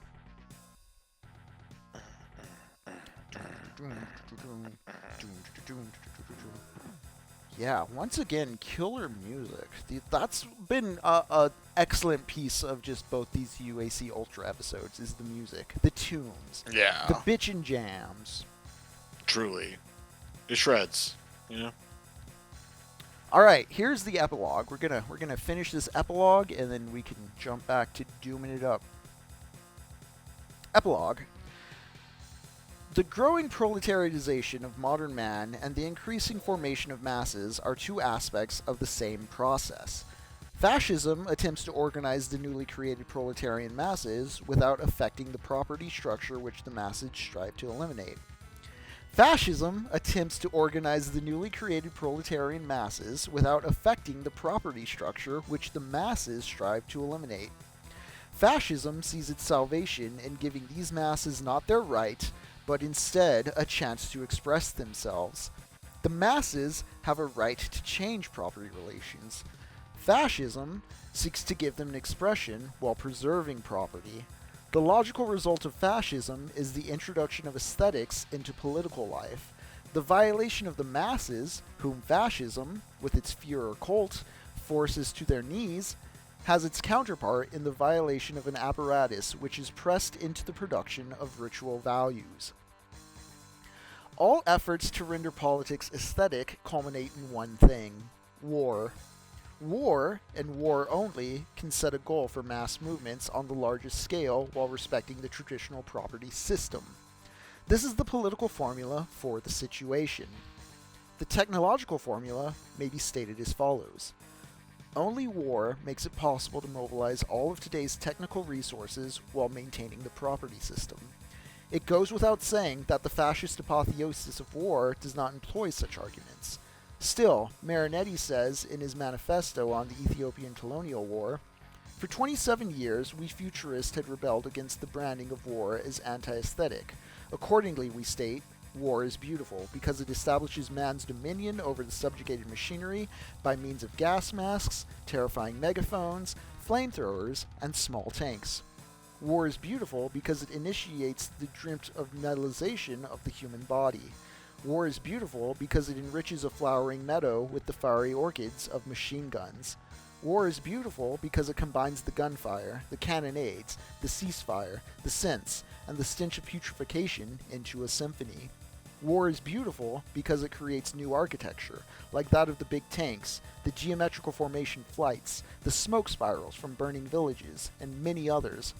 Poets and artists of futurism, remember these principles of an aesthetics of war so that your struggle for new literature and a new graphic art may be illuminated by them.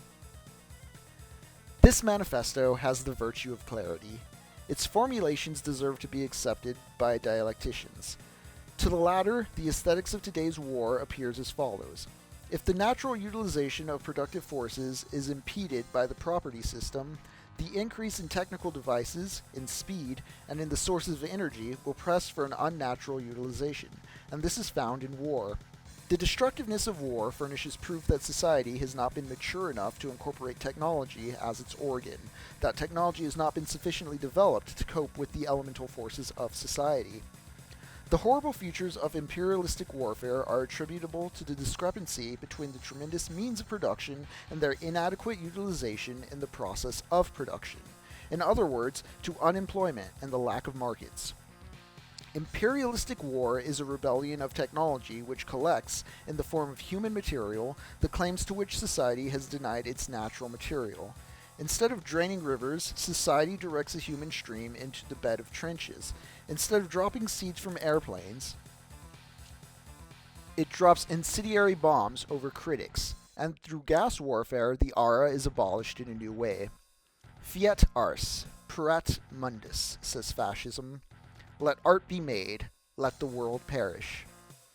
And as Marinetti admits, expects war to supply the artistic gratification of a sense perception that has been changed by technology. This is evidently the consummation of the art pour art, art for art. Mankind, which in Homer's time was an object of contemplation for the Olympian gods, now is one for itself. Its self-alienation has reached such a degree that it can experience its own destruction as an aesthetic pleasure of the first order. This is the situation of politics which fascism is rendering aesthetic. Communism responds by politicizing art. Damn, he really hits hard right at the end with all that war stuff, but ain't it the truth? Yeah, he ain't wrong. An enforcement of unrealistic standards to make my property look consistently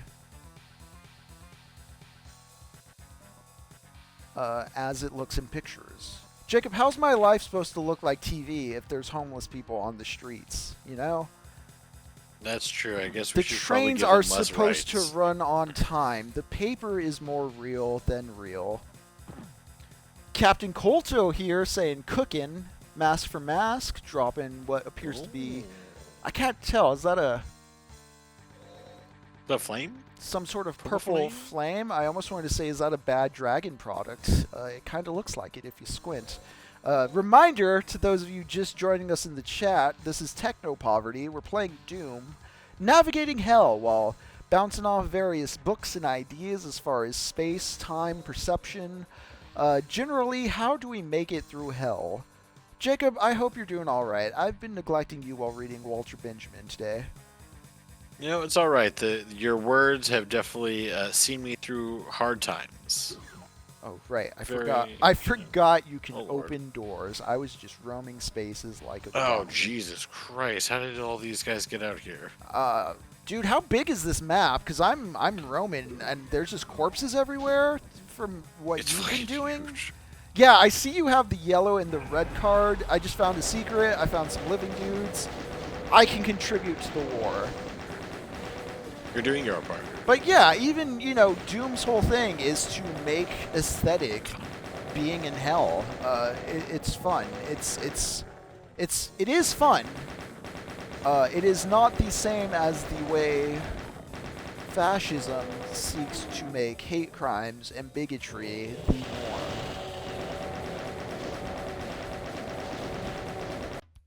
Oh hey, we got out of there. Hey. Alright, it is 9:33. We just finished 3 maps. I think there's only 6 here, and I'll be playing along more and see if we can get through this in a single session. But, Jacob, you feeling a break? I feel the need to maybe stand up, rehydrate. We've been going a bit longer. We usually take the break a bit earlier. It's 9:33, chat. We're going to take a break before we resume UAC Ultra 2.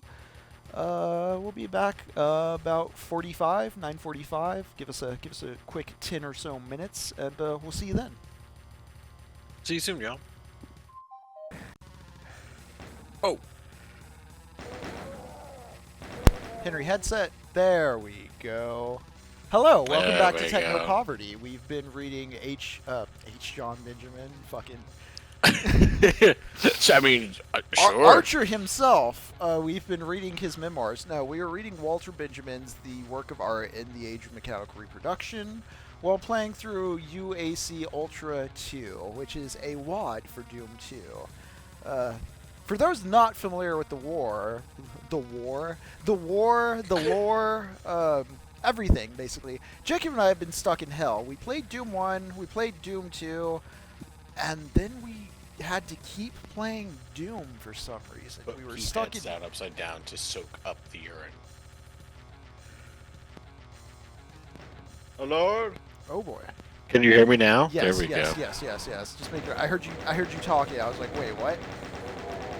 Now, let's get through this. Oh, there we go. Somehow, if we beat UAC Ultra, maybe we'll get out of Doom, or will we just be locked in hell forever? I don't know. That's what our weekly adventures seem to be shaping into. What corner of hell are Henry and Jacob in this week? It's pretty expansive, honestly. Yeah. Hell seems never ending. I'm messing with the interspace engine that is our studio to ask for help. I've been sending out SOS signals for a navigator on the radio. I'll see if that pays off eventually. Until then, we're just gonna keep rolling through Doom WADs. Seems like the best way to go about all this, honestly. I mean, they're pretty bitchin'. If this is hell, I'm in heaven. Yeah, straight up. What is better than just the never-ending war with a co-op partner? You know, you get to shoot things with the bros. I think certain religions call that Valhalla. I mean, that's pretty cool. I like that whole if you die during cunnilingus, that's Valhalla. Okay, yeah. I was like, all right. I mean, I don't want to go to war, but like, I'll die for that. It's what I could die for. That's a battlefield itself. Yeah. Love is a battlefield. Yeah, love is a battlefield. I'm just saying. No arguing there. It has been committed to song. Yes. This music rocks. There's like MIDI blast beats. It fucks pretty hard, yeah. Yeah. Damn, Henry. You're just killing everything in here. No, I'm missing quite a bit. Also, what up 3256? What up Colto in the chat? Captain Colto, nice to see ya. Howdy, Captain. Hope your Monday is going well wherever it may be. We are again just drifting through the darkness, slaying whatever demons we find. For those just joining, we are Techno Poverty. We stream every Monday and Thursday at 7:30 p.m. It's the summer of Doom as we work through hell. We may eventually get to Doom Eternal, which maybe that's the exit. Maybe the Eternal must be slain.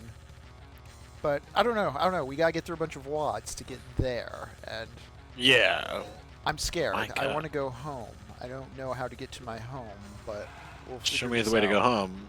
I'm tired and I want to go to bed. Oh no. Okay, good. He's dead. Okay, don't do that. Don't do that. These guys, when we first started playing the Doom games, used to be such a pain in the ass, and now not so much. I mean, they are, but like not Marauders. I always want to call them Marauders, but they're not Marauders. Well, these guys are. Mask for Mask had a little Doom Oh Lord. about an hour ago. Nice. What's gone Yeah, right to your head? Is this track like? Oh Lord. Is this music like an adaptation of an actual song? It feels like an older Metallica one. I'm forgetting. Oh, that's Henry. I got him a bad shot. Missed you. All right, we need a blue key to get in there. Yeah. It just made me think good of thing that. You suck. It just made me think of King of the Hill with Dale, and he was like, "Yeah, that's right. You better watch out, or next time I'll aim for the mannequin and hit you."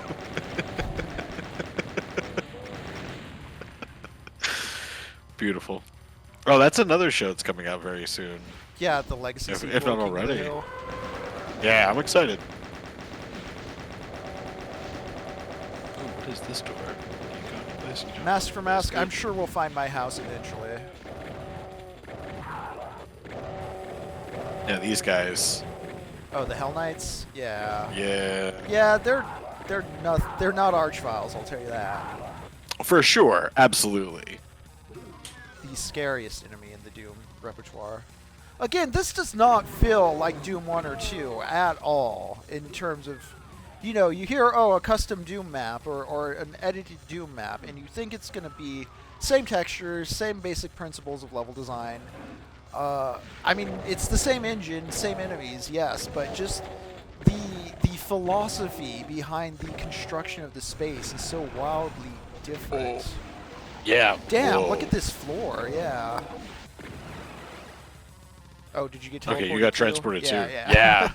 I was like, wait, what happened? Yeah. Wait, there are these little tunnels you can crawl into? That's kind of tight. Alright. A little bit. Did you crouch? I'm not sure if these maps have crouch in mind. Yeah, it definitely doesn't, but you can a little bit. Alright, is there like a portal out of here somewhere? Yeah, over here. Oh, no? Yeah. Thank you, Master Mouse. I'm glad you also love the Jaws reference. That's another one I gotta watch soon. It's the 50th anniversary of Jaws. The blockbuster of all blockbusters. Oh, there's like an exit cave over this way if you see me on the map. Oh, nice. Also, there's something trying to shoot me in the ass. What was that? Ow! Oh, damn, dude, we didn't even look up in here. Yeah, I did not. I was looking for the exit. The fucking tower. There's like a bunch of demons on a fucking tower up here. Probably where the stairs are leading you. Oh, bad. Yeah, I'm back up to the Sorry, I'm coming up top here. with all the imps. Is that a switch I need to hit?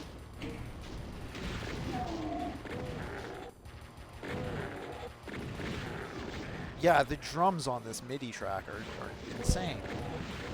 Alright, my don't kind touch the green Whoa. parts of the floor, I think, is the portal. Oh, center. that's the teleport? Oh, gotcha. That's honestly kind of mean, and I like that. That's mean-spirited. It's not Damn it. your typical Doom obstacle, and I like it.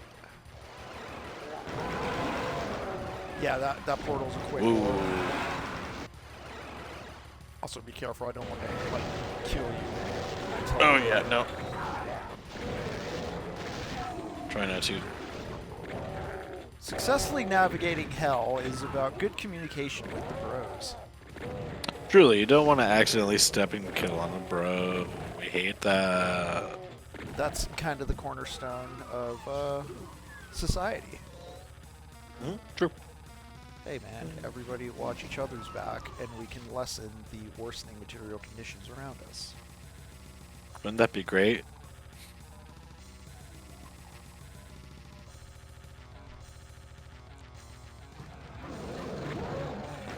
I do wonder how Benjamin would have felt about Dark Souls, because there's a lot of feelings in that essay on film as a passive art form. I wonder what we'd have to say about video games as inciting reaction through control. Right? In one way, it is just a further conditioning of the person to react and press buttons in response rather than like think on their own. I can see that kind of critique, but damn. But yeah. There is I something definitely- about noticing the artifice of narrative I think video games enable in ways that some people have talked about. Like Noah Caldwell Gervais's Dark Souls videos talk pretty well about this. Tim Rogers kind of gets at this in some of his action button stuff. Mhm. where you realize you're playing a game and that you're following a set of arbitrary rules. They're only rules because like you're this fictional universe. But then like how that translates to when you're outside in real life, there are things that aren't arbitrary and fixed rules. Contrast by difference sort of stuff, recognizing like the reason you can pull yourself up by your bootstraps in Dark Souls is because you're like a hermetically sealed game that provides all the baseline conditions to do that, whereas in real life that may not be the same for people. Oh, totally. But you cannot get to that level and just think I'm good at video game, I'm genius boy. I'm big smart man. Dark Souls means I'm a warrior. Like, yeah, no, it doesn't. I mean, it means when I pay someone else to play video games for me, that means I'm the best. That still just blows my mind. A lot of things blow my mind about that. Fuck. Yeah. Sorry, I'm getting into slower. getting into that real meaty, slowed down drum bit. It kind of reminds me of like Raining Blood. Yeah.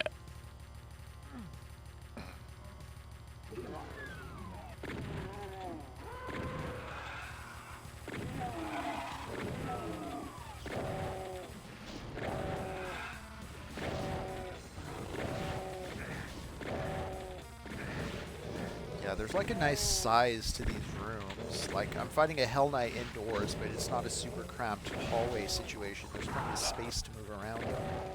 Yeah, it feels nice. Okay. The best video game payer, yeah.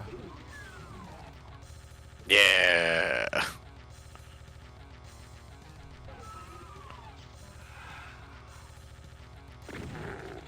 But yeah, that is something like Benjamin's concluding on when he says like fascism seems to aestheticize it all. Like the appearance of everything being right, the appearance of being the goodest boy, because I played this simulated video game where I slayed 1,000 demons, so I can do that in real life. Versus the optics of it versus actually doing it. Yeah, versus this communist thing of like, that's all performative and you need action now, which is still a spectrum we're on today. What does that say about the state of fascism in the 1900s? Yeah. It is bringing to mind the movie Alphaville, which I should throw on the server. Chat, heads up, there's probably going to be no scheduled movie this next weekend as well. We've been doing some heavy work on the Interspace Drive on the weekends, and it's been really digging into our ability to program movies. But Alphaville and Mulholland Drive are probably up next when we can get to them.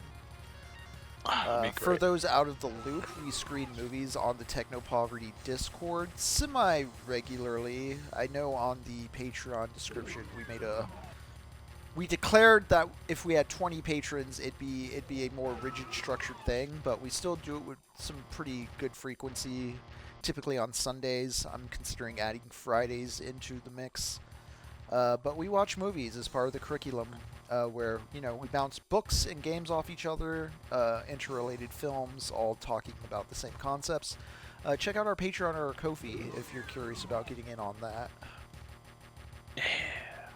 What was the last thing we watched? I threw the Phoenician Scheme up, but that wasn't part of like a regularly scheduled thing.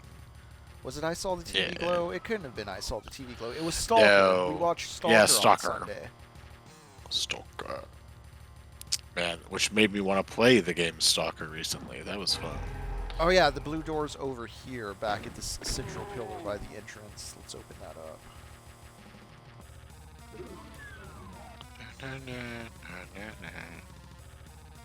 I like in Stalker how banal the actual zone interactions are.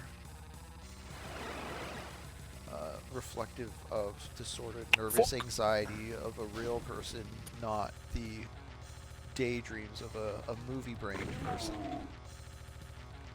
As it ages, it's kind of a look at a completely now foreign way of life, one without screens. It's impossible. I can't live it. No, it is a movie with. It is a movie. It did come out in a time of screens, but it was pre-internet, so I don't know. There's a certain patience to it, not just in the long shots and the dialogue-driven structure, but the way the zone externally is affected by the people in it, and is in some ways reflections of their interiority. It portrays a kind of quiet nervousness more so than a romanticized rush to destruction. Annihilation, of course, is a similar concept, but in that movie they fight a bear monster in the zone, as well as, you know, doppelgangers and all kinds of other stuff. But that movie is operating kind of on the same thing, where it's like externalizations of interior anxieties. It's interesting to see how over the decades the anxieties change, though, and one's more aestheticized and blockbuster oriented, like an action movie. Excuse Maybe me. we should Sorry. throw Annihilation on. Oh, there's a secret right here. I got a chainsaw immediately.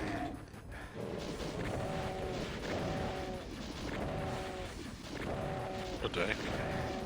Oh, doing well. Yeah. Demons at the door.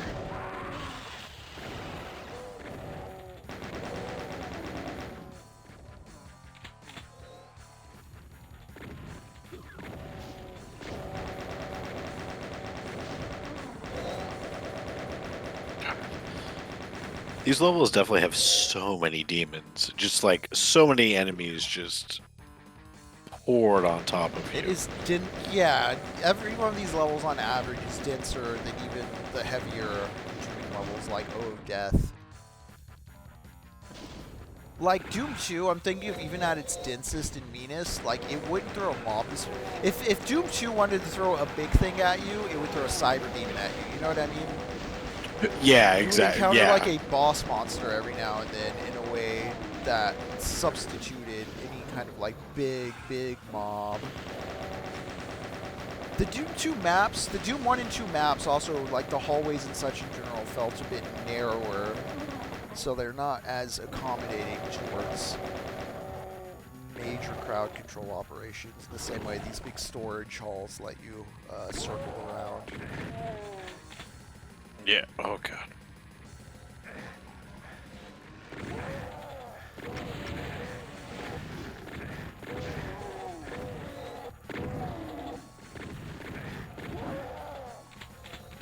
I am excited that because of its demonic subject material, we can still play Shin Megami Tensei 3 Nocturne with Lux while we travel through hell. Oh hell yeah. Well, that got Excited to stairs. get back to that tomorrow. We're making some good progress in that JRPG.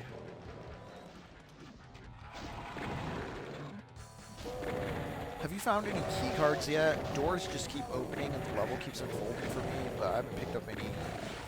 Nothing yet. I found a couple switches here and I there. think I found the red door. Let me check. Yeah. No idea where the actual red key is. Yeah, this map is huge. Yeah, dude, they do this. Right, you've been more familiar with these levels than I have because I was reading the Benjamins. All about the Benjamin. Yeah. Right, like you're gonna see it on playthrough. Yeah, yeah.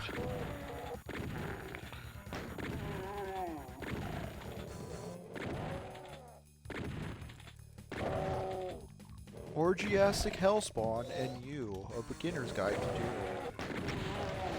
Damn.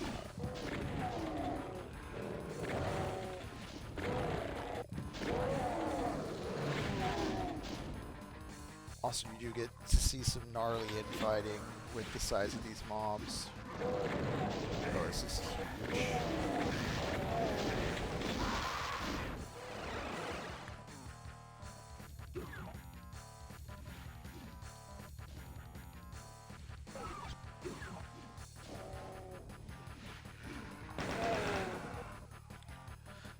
Oh See, no! and even this, for being a custom Doom WAD music soundtrack, it's still focused on that very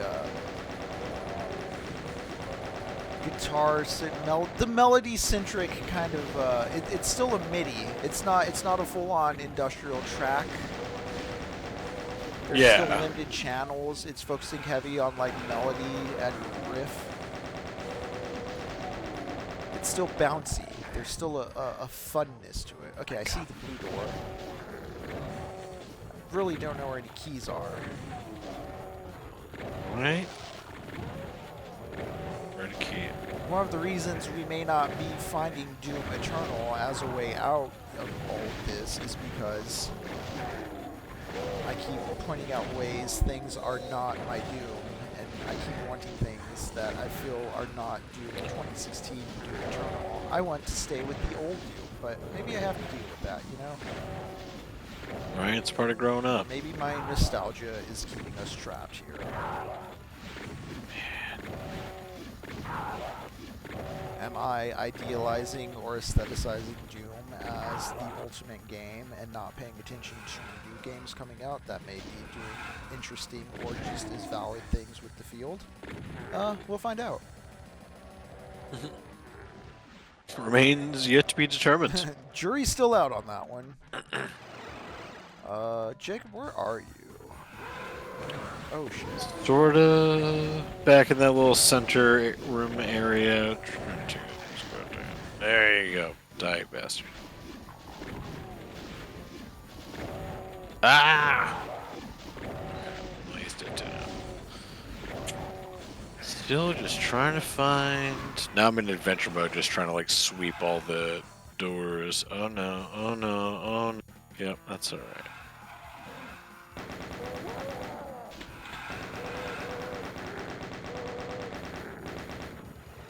I forgot about this room entirely.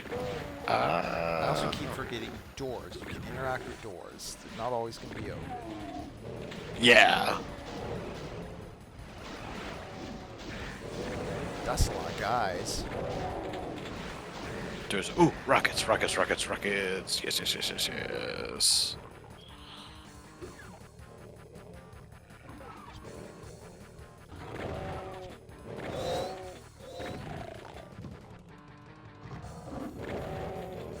Well, I see where our blue key is.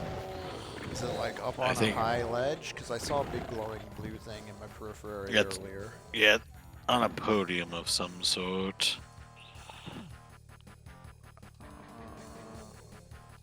Well, at least we're killing the demons. Truly. Who's shooting me?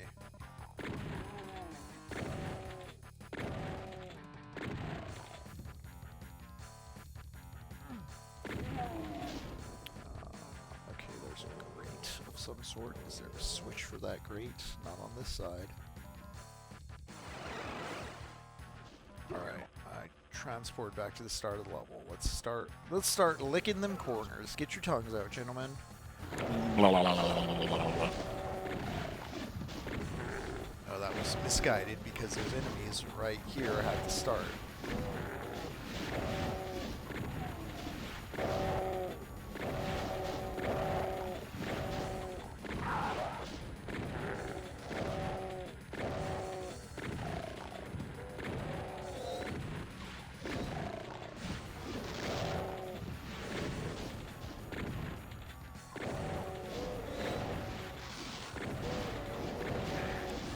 Now that I'm done reading, I think I'm going to hit the lights on this lamp to better immerse myself in the hell simulation.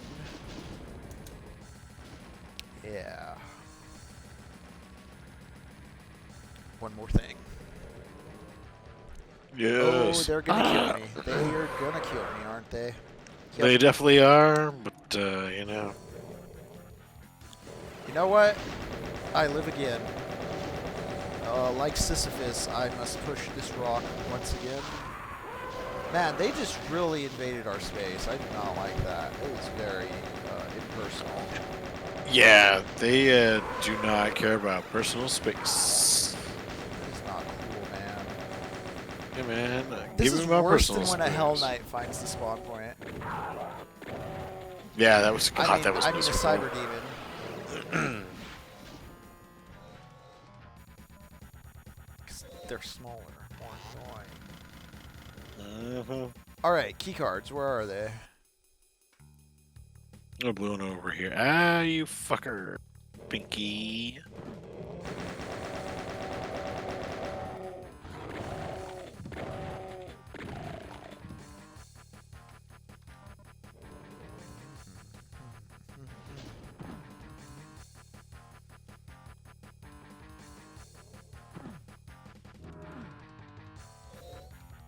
so you hit that switch there.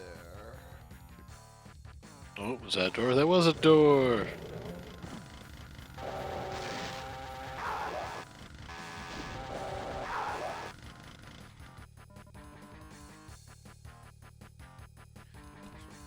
Wait.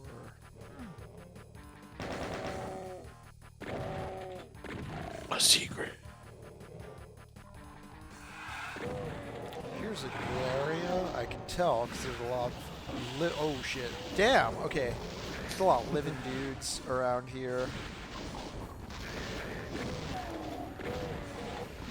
The fuck?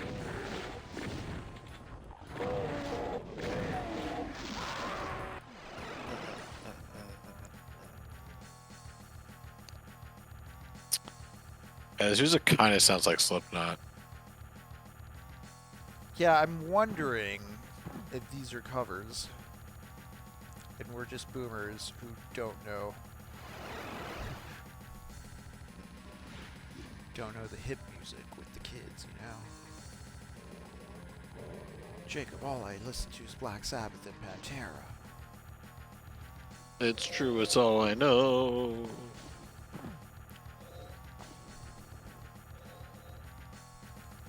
I just jumped out of the castle.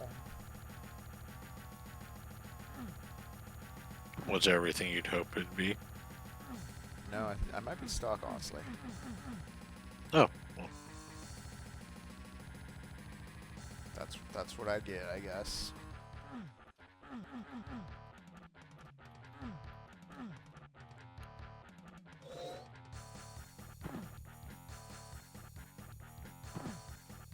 Alright.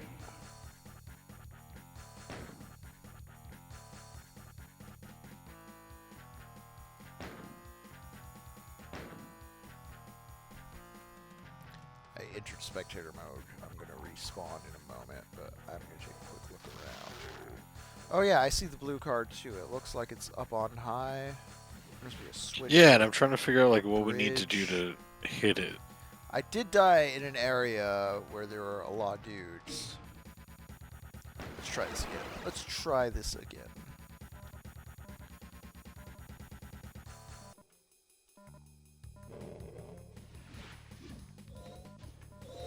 I like this little drum improv.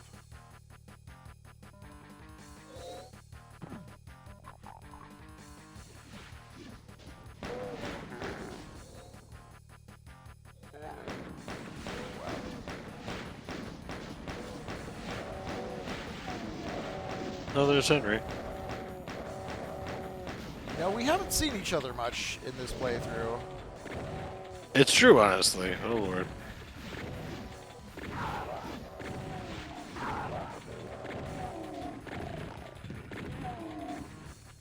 Ah.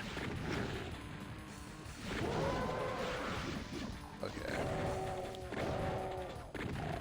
Okay. Now we're gaining.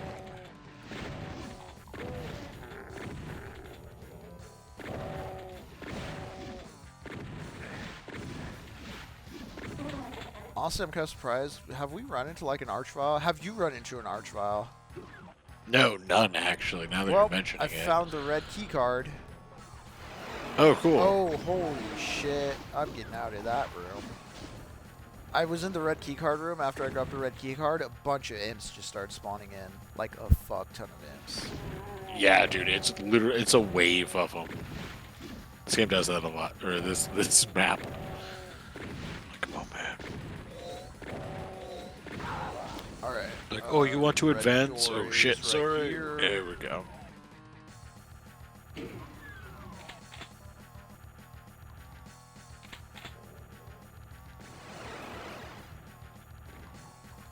Oh, okay. There's a... If you go into the red room, there's a teleporter. That'll teleport you into the ledge overlooking the blue key, and the blue key is accessible. Although there's also law okay. monsters, so I haven't grabbed the blue key yet. Alright. This way, this way, this way, this way. Just run for it. Yeah. Oh hell yeah. Alright. Nice. Making progress, making progress. The onion is peeling.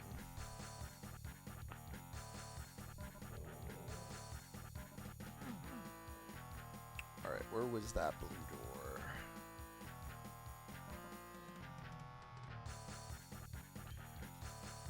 And see, once we've cleared out the enemies, even though I was all like, this doesn't look like a straightforward like Doom map in terms of textures and stuff.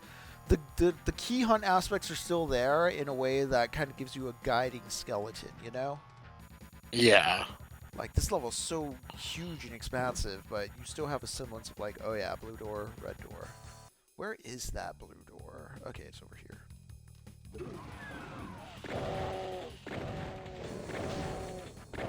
Was there just one blue door? I don't remember. I don't know, actually. I thought so, But it is interesting to me how someone builds a level and the way it has to act on certain principles and design ideas to feel good, to feel like for another person to just pick this up and be like, this is fun. There's so much like just amazing human interaction going on there without words spoken, you know? yeah. Like, yes, a movie or a dense novel may be like, yes, I felt those ideas too, and you framed them in a new light or introduced me to new concepts, but this has the added, I don't want to say crutch, but the added hurdle of, oh damn. Oh no. The added hurdle of having to be playable without being frustrating, without the demon deaths being too wall-stopping, without the levels being too confusing. So it's very interesting to me how a designer, a level designer, develops and sharpens those skills and makes those calls, you know? Yeah. How do you intuit good play feel? Like, Right, like what feels good? When do you stop? What's the full drive? Ah, there we go, thank God. where did you get a rocket launcher? In one of the back rooms, like, you know, when at the entry room, when you go to the right, when you first respawn.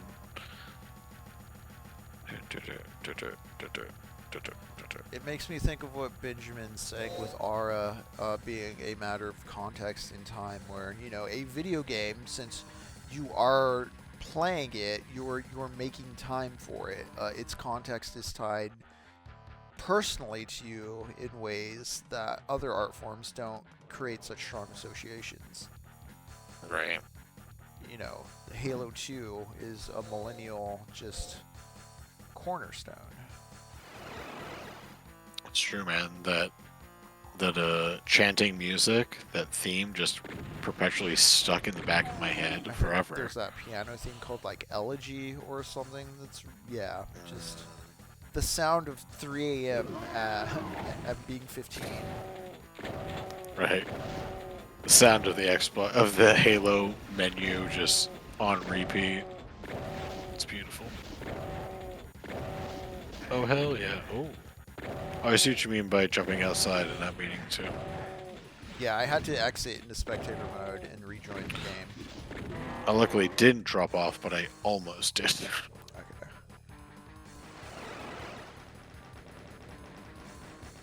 Going to Cacodemons. Did I open up a new portal or something? What is this?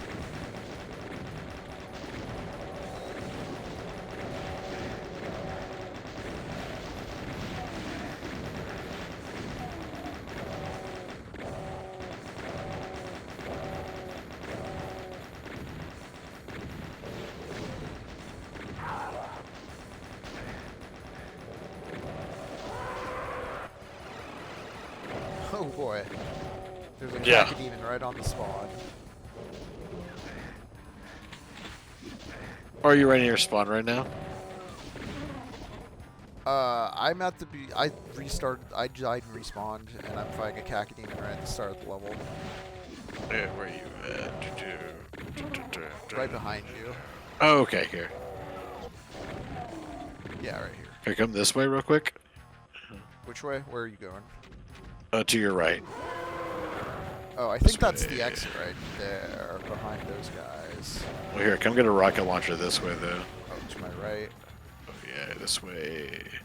And take a left up here. I totally There's a little lost elevator. you.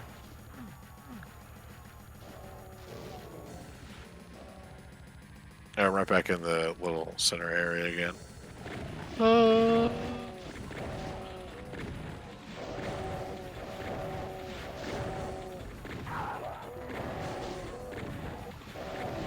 They're all going after you. Yeah.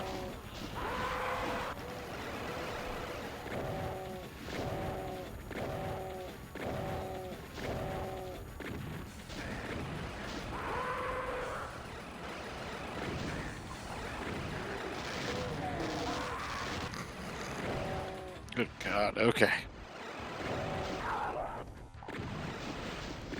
Gentlemen, please, I'm not even stiff yet.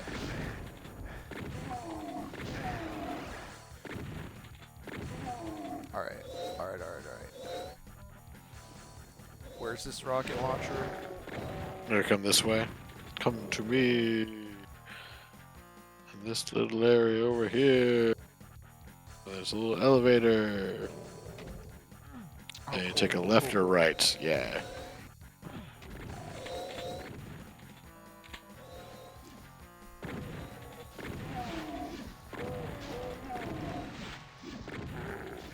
Alright, is this the exit? Let's see. That was you, right? Okay. Yeah. Cool. That was map Nice. 5. Okay, I think map 6 is the last one. Let's get on through this. Let's do it. Proto Crux.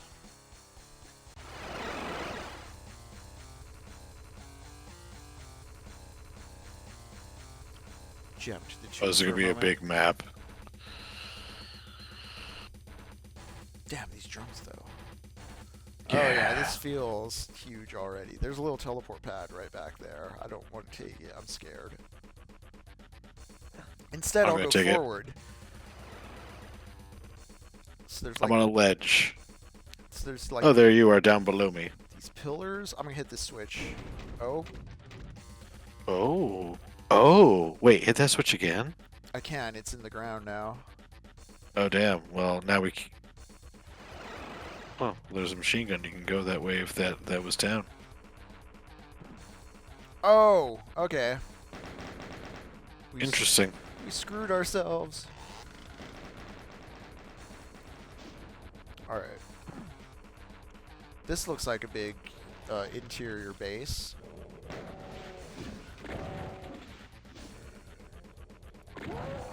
Also, no super shotguns, right? Yeah, I haven't encountered a super shotgun. Keep in mind, this was developed as the first of 5 episodes, so I'm guessing he was trying to pace it out. Not sure how I feel about that as compared to getting the weapons a bit earlier. I think Doom 2 and UAC Ultra 1 were pretty good about doling out a hefty amount of the inventory early on, and that made that gave you a lot of variables to work with as far as like what guns you want to use in the stages and just made encounters fun. Yeah. I have been shotgunning and chain gunning a lot in these levels. Oh, I haven't used the chainsaw at all yet, actually. Chain gun, not the chainsaw. Oh, chain gun, yeah. Oh, I've definitely been chain gunning a bit.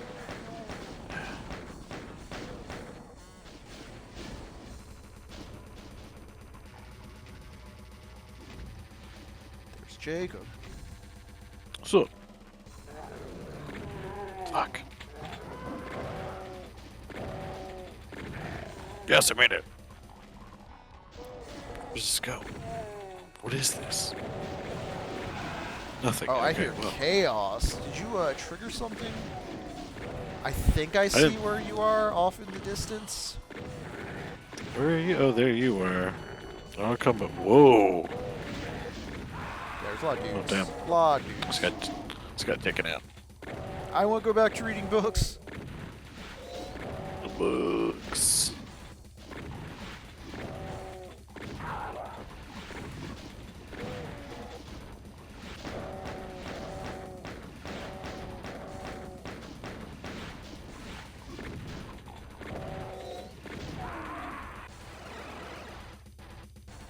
Yeah, this map is wildly huge. Yeah, I'm going to the right this time. Let's see what's over on this side. Oh, there's Jacob. Jacob's on this side. Yeah.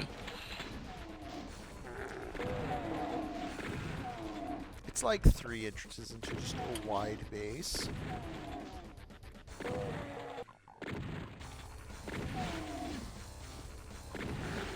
Oh, I see a Baron of Hell way back there.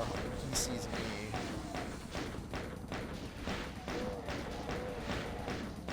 Yeah, I'm gonna let those dudes fight amongst each other and run off elsewhere.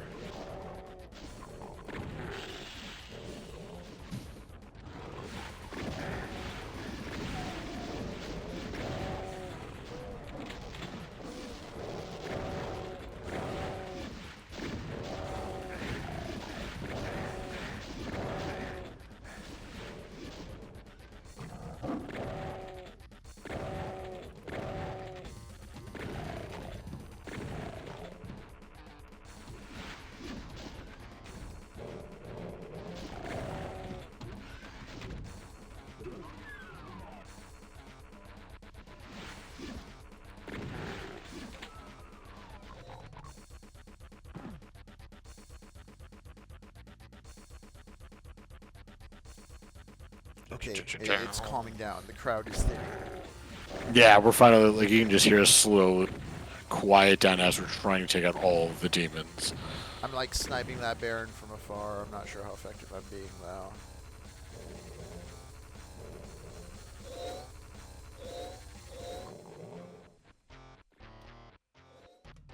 Ah, fuck. Truck's getting funky. Okay.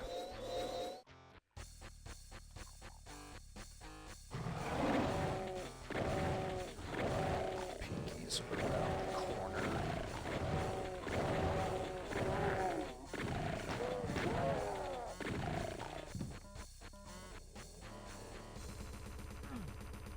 Okay, I found a yellow door. Oh, there's you.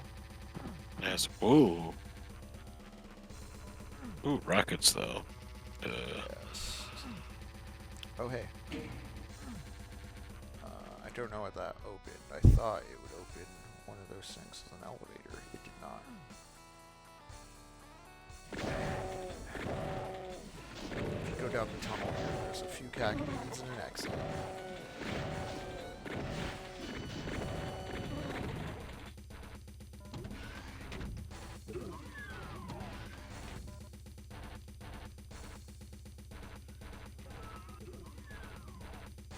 Let me turn this up a little.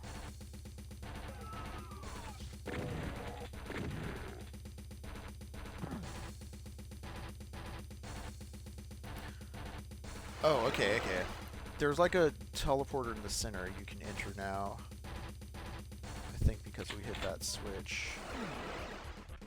Oh, okay. Oh, and there's a switch right here. Just open this. The secret is revealed. Oh. Oh, wait. Oh, here, dang, yeah, go hit that again, or... How do we get back to it again? Here it was. Oh, wait, right we got here, something. right here.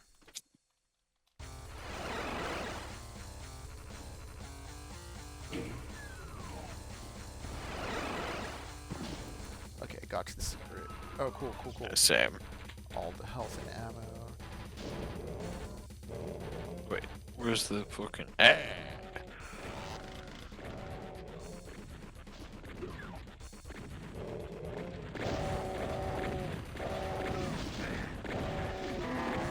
You know, it did have the Nice. super shotgun, Fugitive Hunter. Yeah, it did. Fuck, that was cool.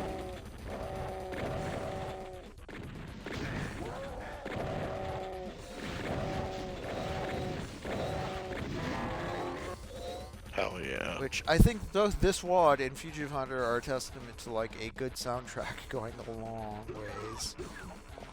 True. Oh, this is where we came from. Okay.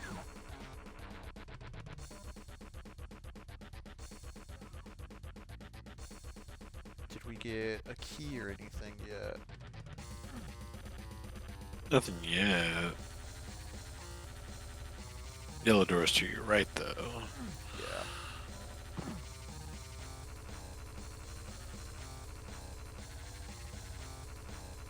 Oh fuck! I fell down again. So what did opening that one door get us? Not really anything. Was there a switch up there we missed out on? Let's see.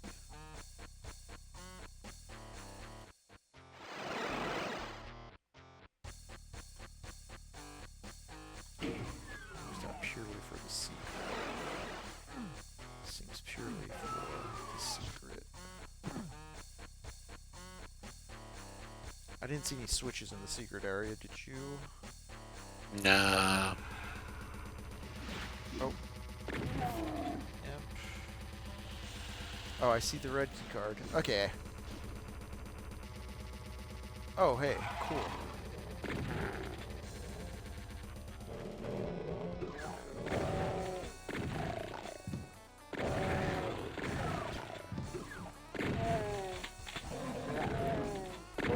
Found, I think, the critical path.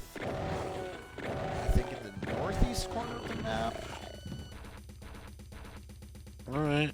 Oh. Caco demon. Oh yeah, I found a map. I'll look at. Oh yeah.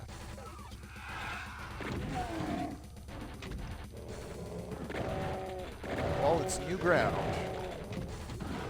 We'll take it. Tight.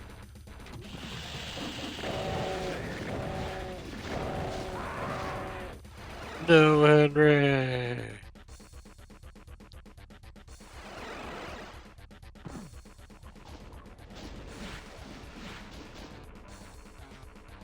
It's cool. I think I came back to you relatively fast.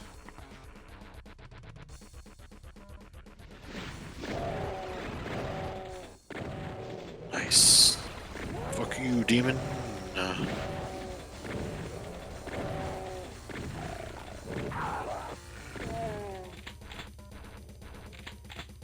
Yellow card. Okay, cool. I see a chain gun.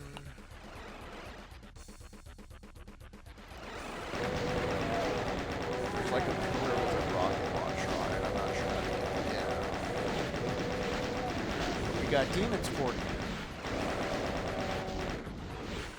Porton and Warden.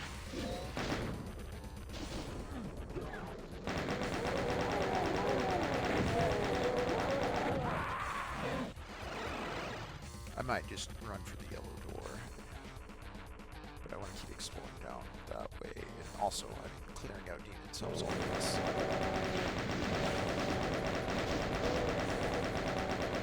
There was a news article about to bring up a poorly remembered news article. No, but talk about cleanup. There's something going on, I think, in Philadelphia, where the affordability of the cities affecting sanitation workers' ability to live there because they haven't been given proper raises and such. Oh yeah. So there's like a general strike for all of the. Yeah, just really, isn't it weird that people can't afford to live, like, especially public servants? Shouldn't they? Oh, I saw it. Be able to work in the city they're publicly employed by? You would think, but that might be a bridge too far, my friends. Yeah, no, you have to commute 40 minutes out from. Yeah. There were people literally like trying to pick up like gig work as being trashmen. It's like this is literally an Always Sunny episode. Yeah. It's like we'll be your trashmen. Why have we relegated these services to this? Like, yeah, dude, it's bad. Like a people public service that was realize, like, working fine. Yeah, before like the 1900s, I mean, cities were pretty smelly. Dude, everyone can remember just like 10 years ago. Like we were 4 not hours having a day, nearly as damn, many 3, 2, issues. 5, 6. Is that like on a contract gig or like on a shoot or what? What kind of is that your regular? Like every day. Yeah, sorry to hear, man. Ooh. I was gonna say, I hope you have Audible or some sort of thing you like to listen to. It's a great time. I think if it's over an hour, that's absurd. Or like, Yeah. I mean, if you don't have the choice to say no, I completely understand. Like, it is a privilege to be able to Yeah. But also, I mean, it's ridiculous at this point. 4 hours? That's like... It was wild. I can't imagine living in El Paso and driving to Albuquerque with the frequency of, like, an employed, like, position. Like, what that requires and demands, you know? Yeah.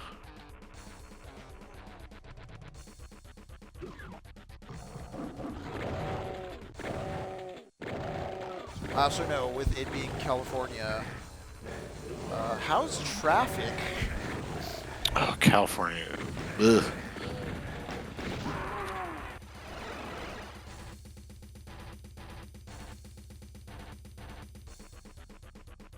Three 12-hour shifts a week. Damn. Yeah.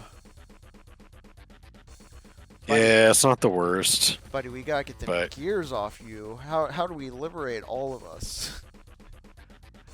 Jacob. The best part is, we just have to stop working. Yeah, robots are just gonna own everything. Dude, literally, the answer to solving all of the world's problems is us stopping working, stop giving billionaires our labor. General strike, yeah. Yeah, just like everything goes away. You don't need money. We just need food. Like global warming. Oh, if there's far less commerce, far less oil consumption. I mean, we literally saw COVID shut down, like drop CO2 levels like no one's business without any question. Like, I know it's possible, and I know it's possible fast. Yeah, I forget which Republican it was, saying the Texas storms and flooding were Bill Gates engineering weather machine stuff. And just, there's a real conspiracy that's been going on for years. As far as who controls the weather, oil companies know what they've been doing to the environment for decades. And they've been paying like Congress people and lobbyists and just for propaganda to keep perpetuating this thing. Like, it is textbook conspiracy, as in, hey, don't let the public know we're guiding perceptions this way. And we'd rather yell about, I don't know, we have Congress people would rather yell about Bill Gates controlling the weather. God damn. Yeah, dude, it's so dumb. How do we get to this red key card? Chat, how do we get to the red key card of life? How do we unlock the next level? How do we get out of the hell we are stuck in, just conceptually as a society? Why do we permit ourselves to imagine this is the only way? Is there a way out of that type of fatalist thinking? I don't know. Maybe if we all walk through hell a bit and talk about it with each other, we can find something. Yeah. Maybe this doesn't have to be the only way. I don't think, as always, we're going to post our way through it or game our way through it, but we can use these moments as campfires to, see what works, talk about what we feel might be. Yeah, whoa, what is that? How do I get to there? God damn, this map is huge. Did you pick up the actual, there's a map you can pick up that's just on the floor so you can see the parts you haven't explored. No, I haven't. Whenever you picked it up, it opens it up for me. Okay, so we both have the full map. Yeah.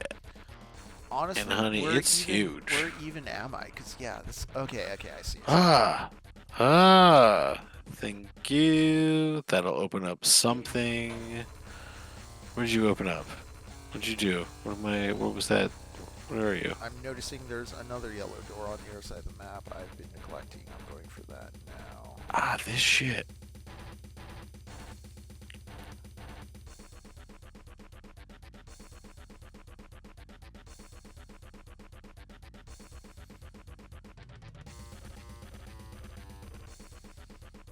Or it's not. What do you do? Door? Holy shit.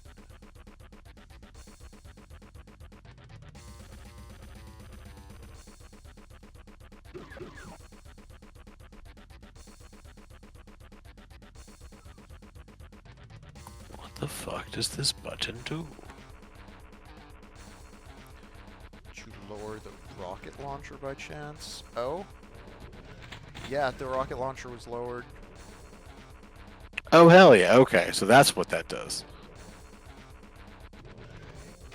Oh, there's a little switch right there? Yeah. Yeah, that's Yeah. lowering the little rocket launcher pillar. Fuck yeah, okay. Yeah, dude, doing the little, like, map overview mode is how I find most secrets. I'm just like, wait, what is this? Oh, okay. I was like, how do I zoom in on the map? I don't know. Oh, but there's Plus the and map you're minus talking keys, actually. about. Oh, shut up. Of course that would be it.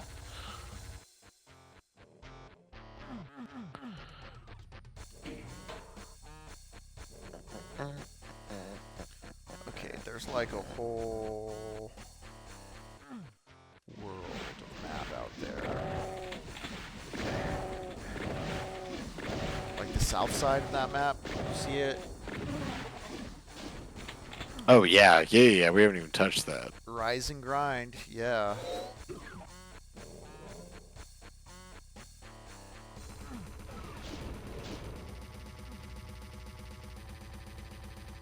I do question why the governor of Texas is not out there on his feet, standing firmly with rescue operations.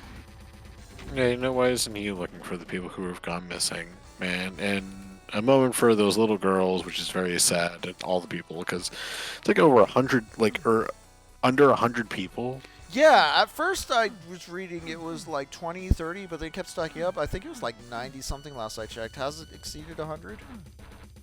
I don't know. I don't think it has yet, but, like, Jesus. Right. Like, And there's, you know, if it happens in a red state, you get some real mean shit libs saying shit like, well, they shouldn't have voted for Trump. If it happens in a blue state, you get some MAGA assholes who are like, well, God's punishing them. Either way, it's the underlying dumb fetish with like sin and punishment and the need for other people to fail so that I can feel better about myself, which we really just have to reimagine that whole dynamic in our society. Yeah, it's a very annoying one. Like, people are dying, and basic tenets of our social infrastructure are just not being maintained, which is what the tax money is supposed to be for.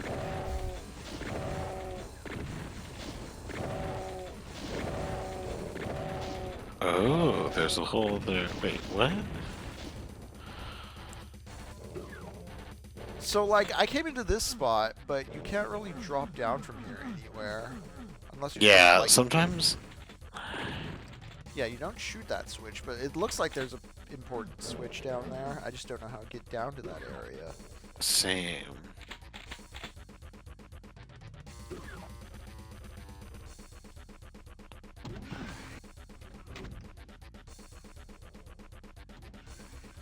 Because I think on this side, it's the yellow key card.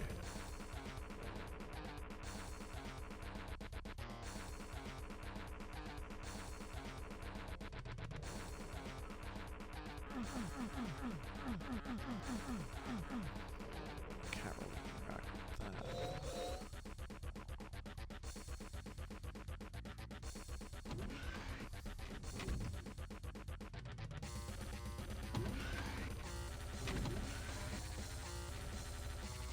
I'm gonna go back through the yellow door because I really feel like we're probably missing something key from over there. Yeah.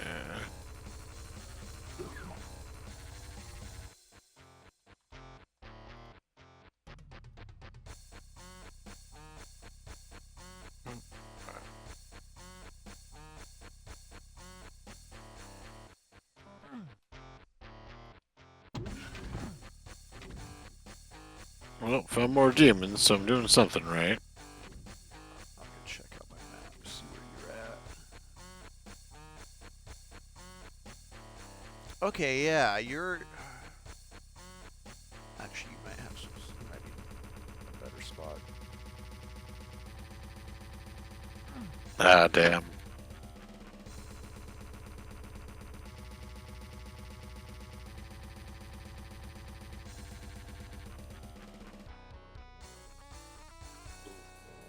It's 10:45.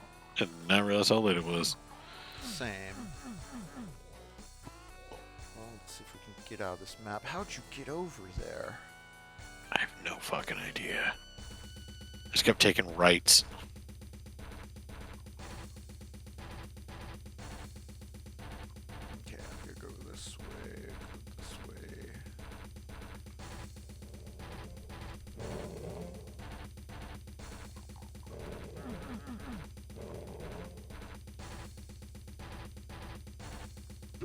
said you just kept taking rights? Yeah. Oh, over here. See where I'm at now? On the map. Yeah. There's a floor elevator. How'd you get through this part here? Uh, Oh. Yellow door. Go through Yeah, here. keep going. Keep There's going. a red Straight. door. Yeah. I'm looking at my map is the thing. Okay. There's Oh, yeah. Yeah. up here. Boom. Here you are. Yeah. Go. Okay. Over here. Get ready. We did it. We found the critical path.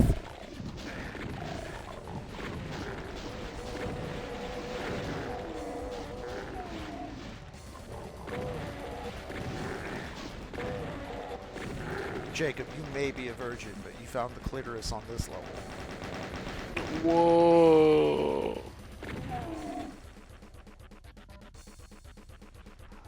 I thought girls have cloacas. I don't know how sex works.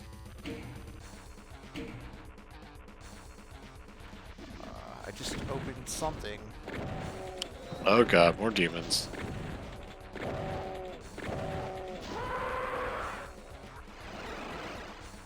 Okay, cool.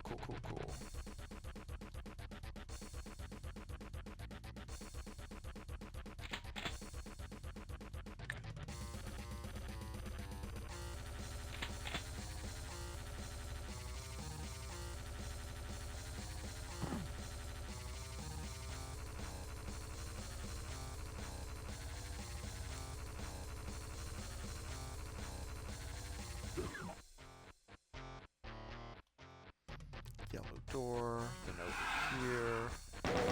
This way, okay. Cool.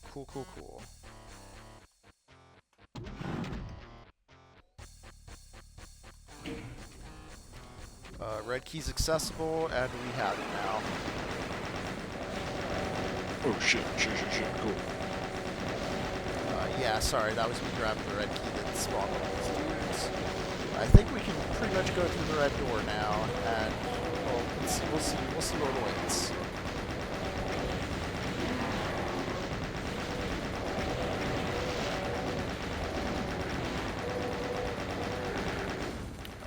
Alright, how do I...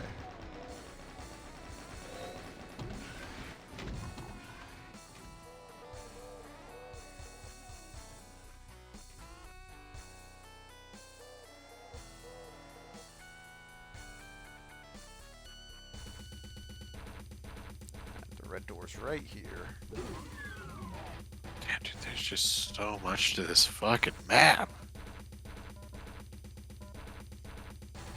If you want to come over here, there's like a triangle portal. I'm not sure if it's leading us to the end of the level, or if it's the exit itself, or if it ports us to a boss, but there's a bunch of ammo packs around it too. But just come through the red door on your map.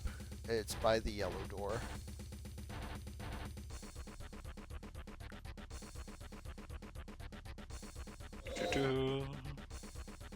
Oh, that's how I get this way. Hold on, really quick. I'm just trying to scan this map. It's cool. I'll just be jamming out to these tunes. So the red door? Yeah.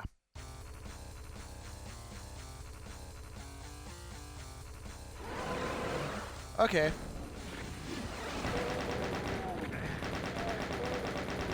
Welcome to a whole new zone. God, it's very Let me distinct. into my Look zone. at that. Yeah. Right? There's like a switch here to hit. I'm afraid it might unleash the horde on us, and I don't want to do that until we're ready. Alright. All right, Think I'm ready. let's unleash the horde. Oh, it's just this meeting back here. Okay, it's an elevator, so get on the elevator.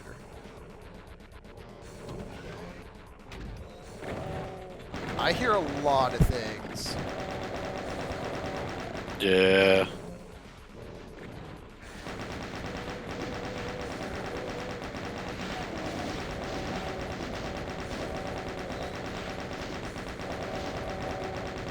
This kind of canyon space is something I don't think I've really seen in any other levels, though, you know?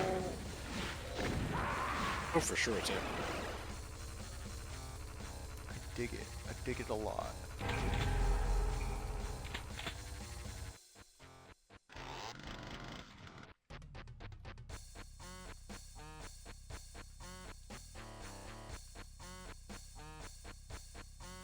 Alright, I know now the proper route to the speedrun to where you're at. The level is no longer scary, we can beat it.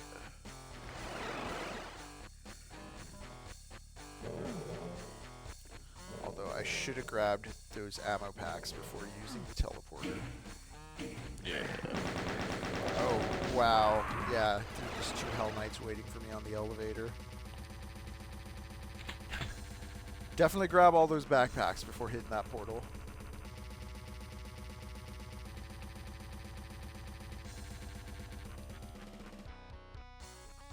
And yeah, we ran a little late. Are running a little late, but again, I believe this is the last map of the set. We will see soonish.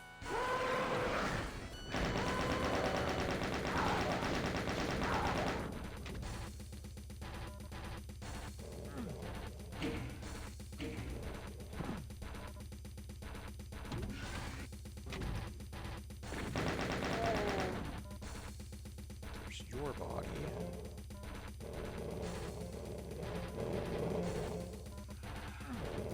Oh, I hear so many demons.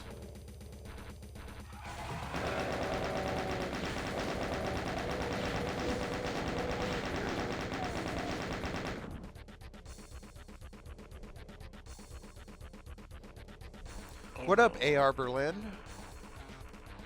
Yeah, we're in a weird, dirty maze. This is the 6th level of UAC Ultra 2, a custom Doom WAD, and a sequel to UAC Ultra, which was a Caco Award winning Doom WAD from 2010. It's a great attention to detail with the textures in this WAD. A lot of variations on grimy, dirty grays and metallic tones. It's amazing how much it doesn't feel redundant, you know, Jacob? Yeah. A strong sense of color palette direction goes a long way. Personally, I'm not annoyed when movie posters do orange and yellow. I think people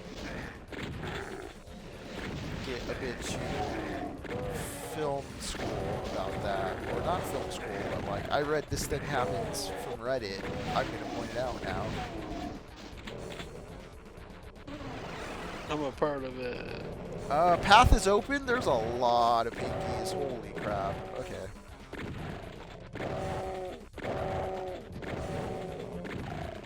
Which path? When you teleport through the thing behind the red door into that, like, canyon area, there's a bunch of pinkies. Oh dang, I'm up top there.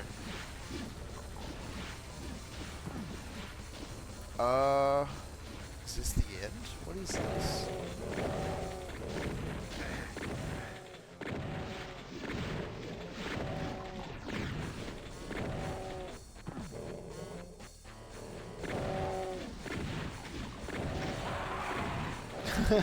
I just see you run in and explode. Yep. I'm like, is this the final space? What is this? This area is huge.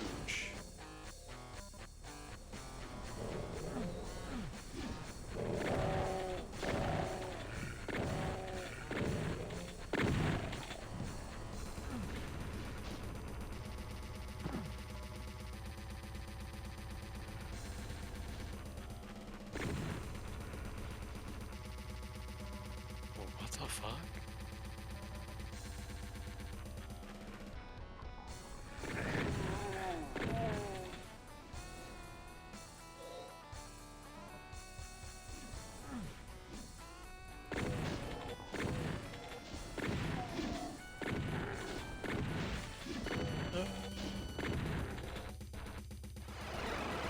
Oh, and then teleported up. What is this place?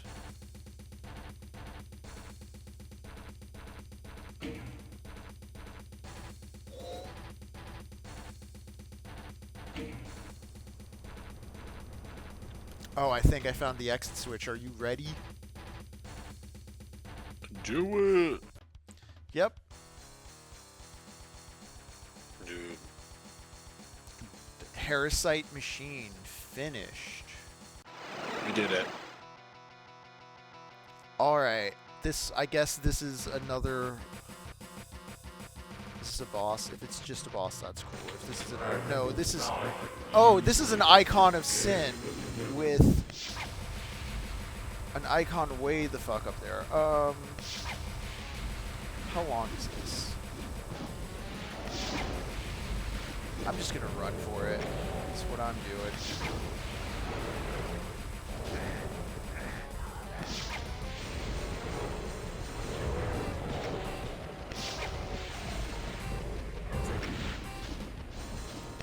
This is a pretty cool blood trench you gotta run through for it, I'll say that much. Ooh, super shotgun though.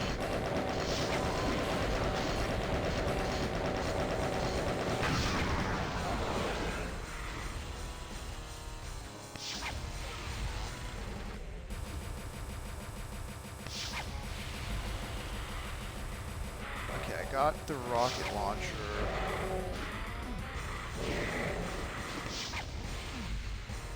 And I'm now locked in? What?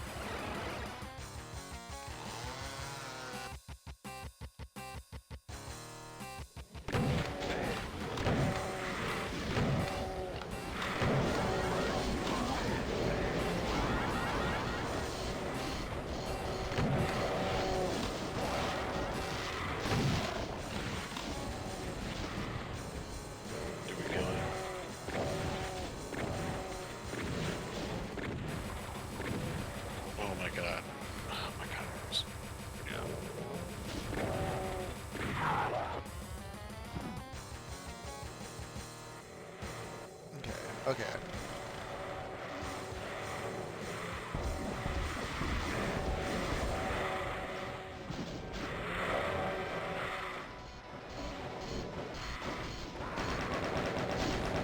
So there's a little stairway if you run the route all the way. Hold on. Oh yeah, if I'm not getting fucked in the ass by demons, I can't see the way. That is not the part that I'm confused about. That is very clear. How do I get up? I'm getting exhausted. This is not getting any easier. Yeah, I may say we just call it in a moment here.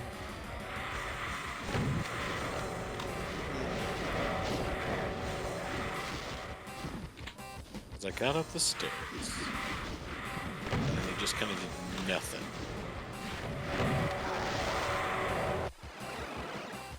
Yeah, there's like the stairs and you go through the Blood River, but the Blood River's clogged right now with Hell Knights. Yep.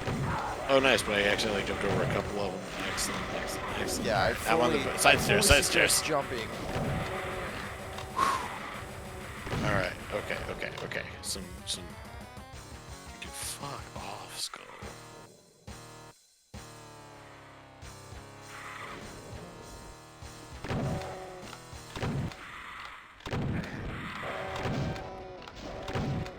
But then, here's the issue. Do we have to shoot rockets straight into... Because if we have to shoot it, like, there's no... I don't think there's a way to really do that effectively in this large Icon of Sin-esque level. I think we... Oh, well, a lot of stuff died. Did it stop spawning? did it? I don't hear the.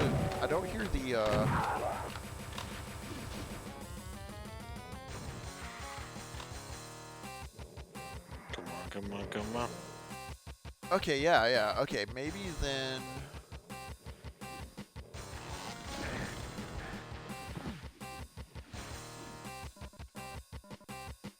Maybe then we can kill everything.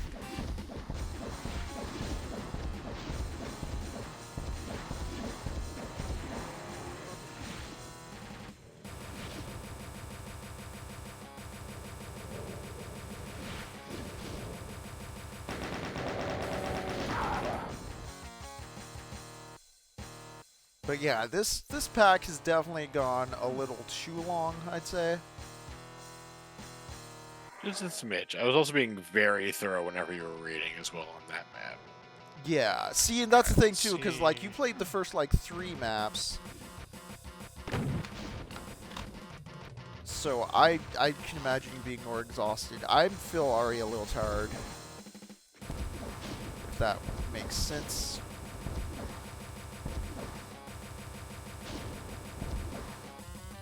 I get where we're supposed to shoot it. There we go, found it. Hey.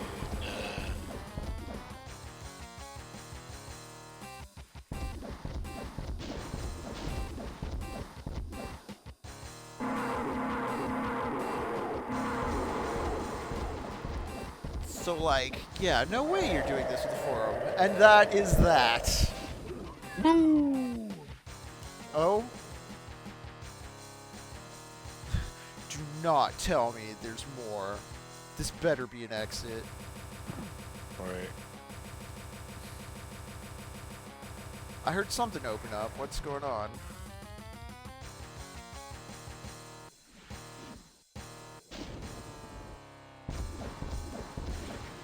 Yeah, what opened it?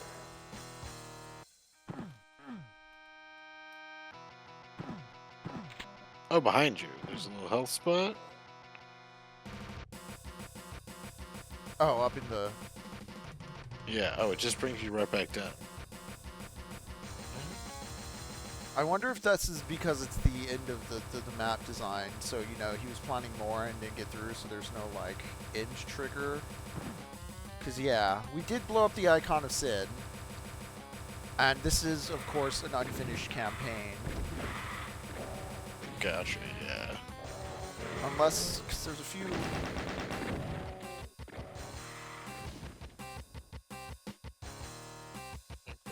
Yeah, I don't really see anything new opening up, or opened up. Looks like there might be a side thing. Yeah, you saw that too.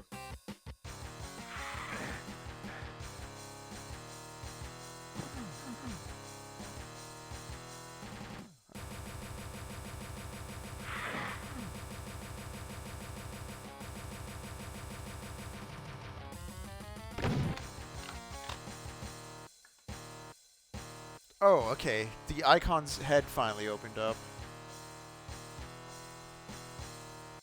Whoa.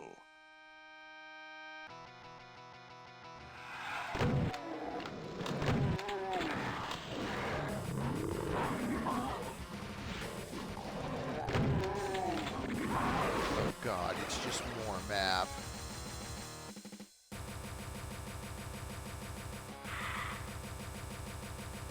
Like a test for the icon of sin? What's going on? Yeah. What is this design? What is this conceptually?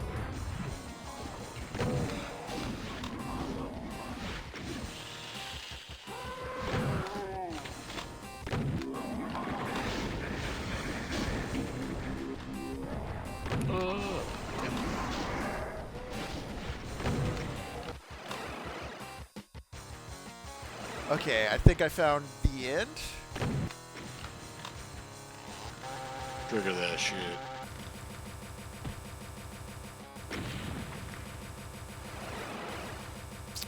So I went through a portal into an extremely dark space, like, and then It had a switch that looked like the end switch that I hit, and it just, yeah, it sent me to a space I like self-destructed from. Let's try that again.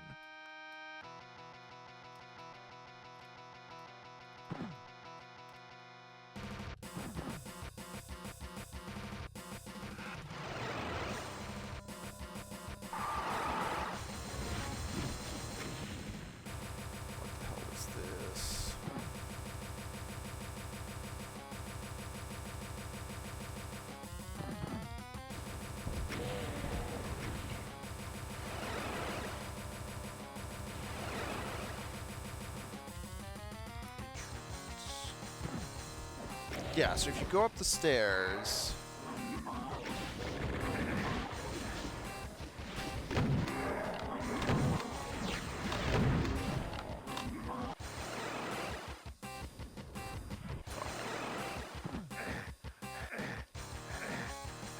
What is this, man?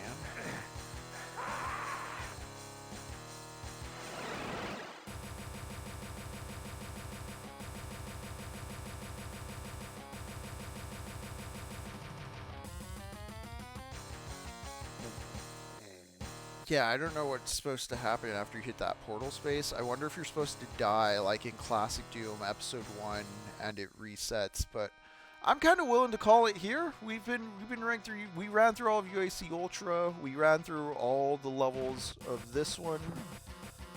This Icon of Sin stuff's a little overbearing, TBH, and it is honestly we're like an hour past our regular runtime. Also, I think we just got locked out. Or no, there's those portals on the side that take us up still. Okay. Or does it? No, I think we are locked out because we can't go this way. Look at the map. Oh, yeah. Or do we go around, or we have to go around the sides? Yeah. Okay, no, we're not locked out. Yeah, the industrial textures of it all make it look more quaky, AR Berlin. But yeah, so Jacob, oh well, that thing killed you. Yep. If you look on my screen, if you can see the stream, this looks like the ending switch here. And it just takes me to a dark room. And I can't see anything from here. I'm kind of... Again, I step everywhere. It's hot tiles. It's just killing me. I don't see anything. I think it's the end state of this WAD. I think we got to the dead end that was never expanded upon. Right. Chat, this has been Techno Poverty. I'm Henry. I'm Jacob. And yeah, we were playing UAC Ultra 2 tonight. It is an unfinished sequel to UAC Ultra, the 2010 Caco Award winning Doom WAD. It was a continuation of elements we liked, although I felt got a bit too big, Jacob. I don't know about you, but maybe I was reading too much this session and not really appreciating the level design. But also we are, again, running a bit late. It felt like a bit of a slog in the back half there. It definitely did. It was like, I mean, it was definitely good, but definitely like a huge chunks with huge maps. Like, my God, with how many demons you have to face, I couldn't imagine doing that by myself. Yeah, I'm going to have to tweak the Interspace Engines radio and really see if we can get some help in for us on Thursday, because I'm at my wit's end as far as navigating hell. I'm a little lost. I don't know the metaphysics of this world. I need someone to teach me the substructures and the superstructures, and let's wishcast and see what happens. But until then, we'll be back tomorrow with Shin Megami Tuesdays at 3 p.m. CST. Lux is going to be back on over as we play Shin Megami Tensei Nocturne. Really excited where that game is going. We're kind of rolling in the dough after doing some optional stuff. We've been making friends and talking with demons, and as Jacob and I have been doing here, communications to be very integral to making the most of hellish circumstance, and you know what? We're doing it. But y'all take care tonight. Again, we aren't going to show any movies on the Discord this week, but in the upcoming weeks, we will show Mulholland Drive and Alphaville, as well as anything else that might take our fancy on the irregular schedule. You can always check our Patreon or our Ko-fi for info on how to get access to the Discord. Until then, though, y'all take care. I know it's been a hell of a Monday.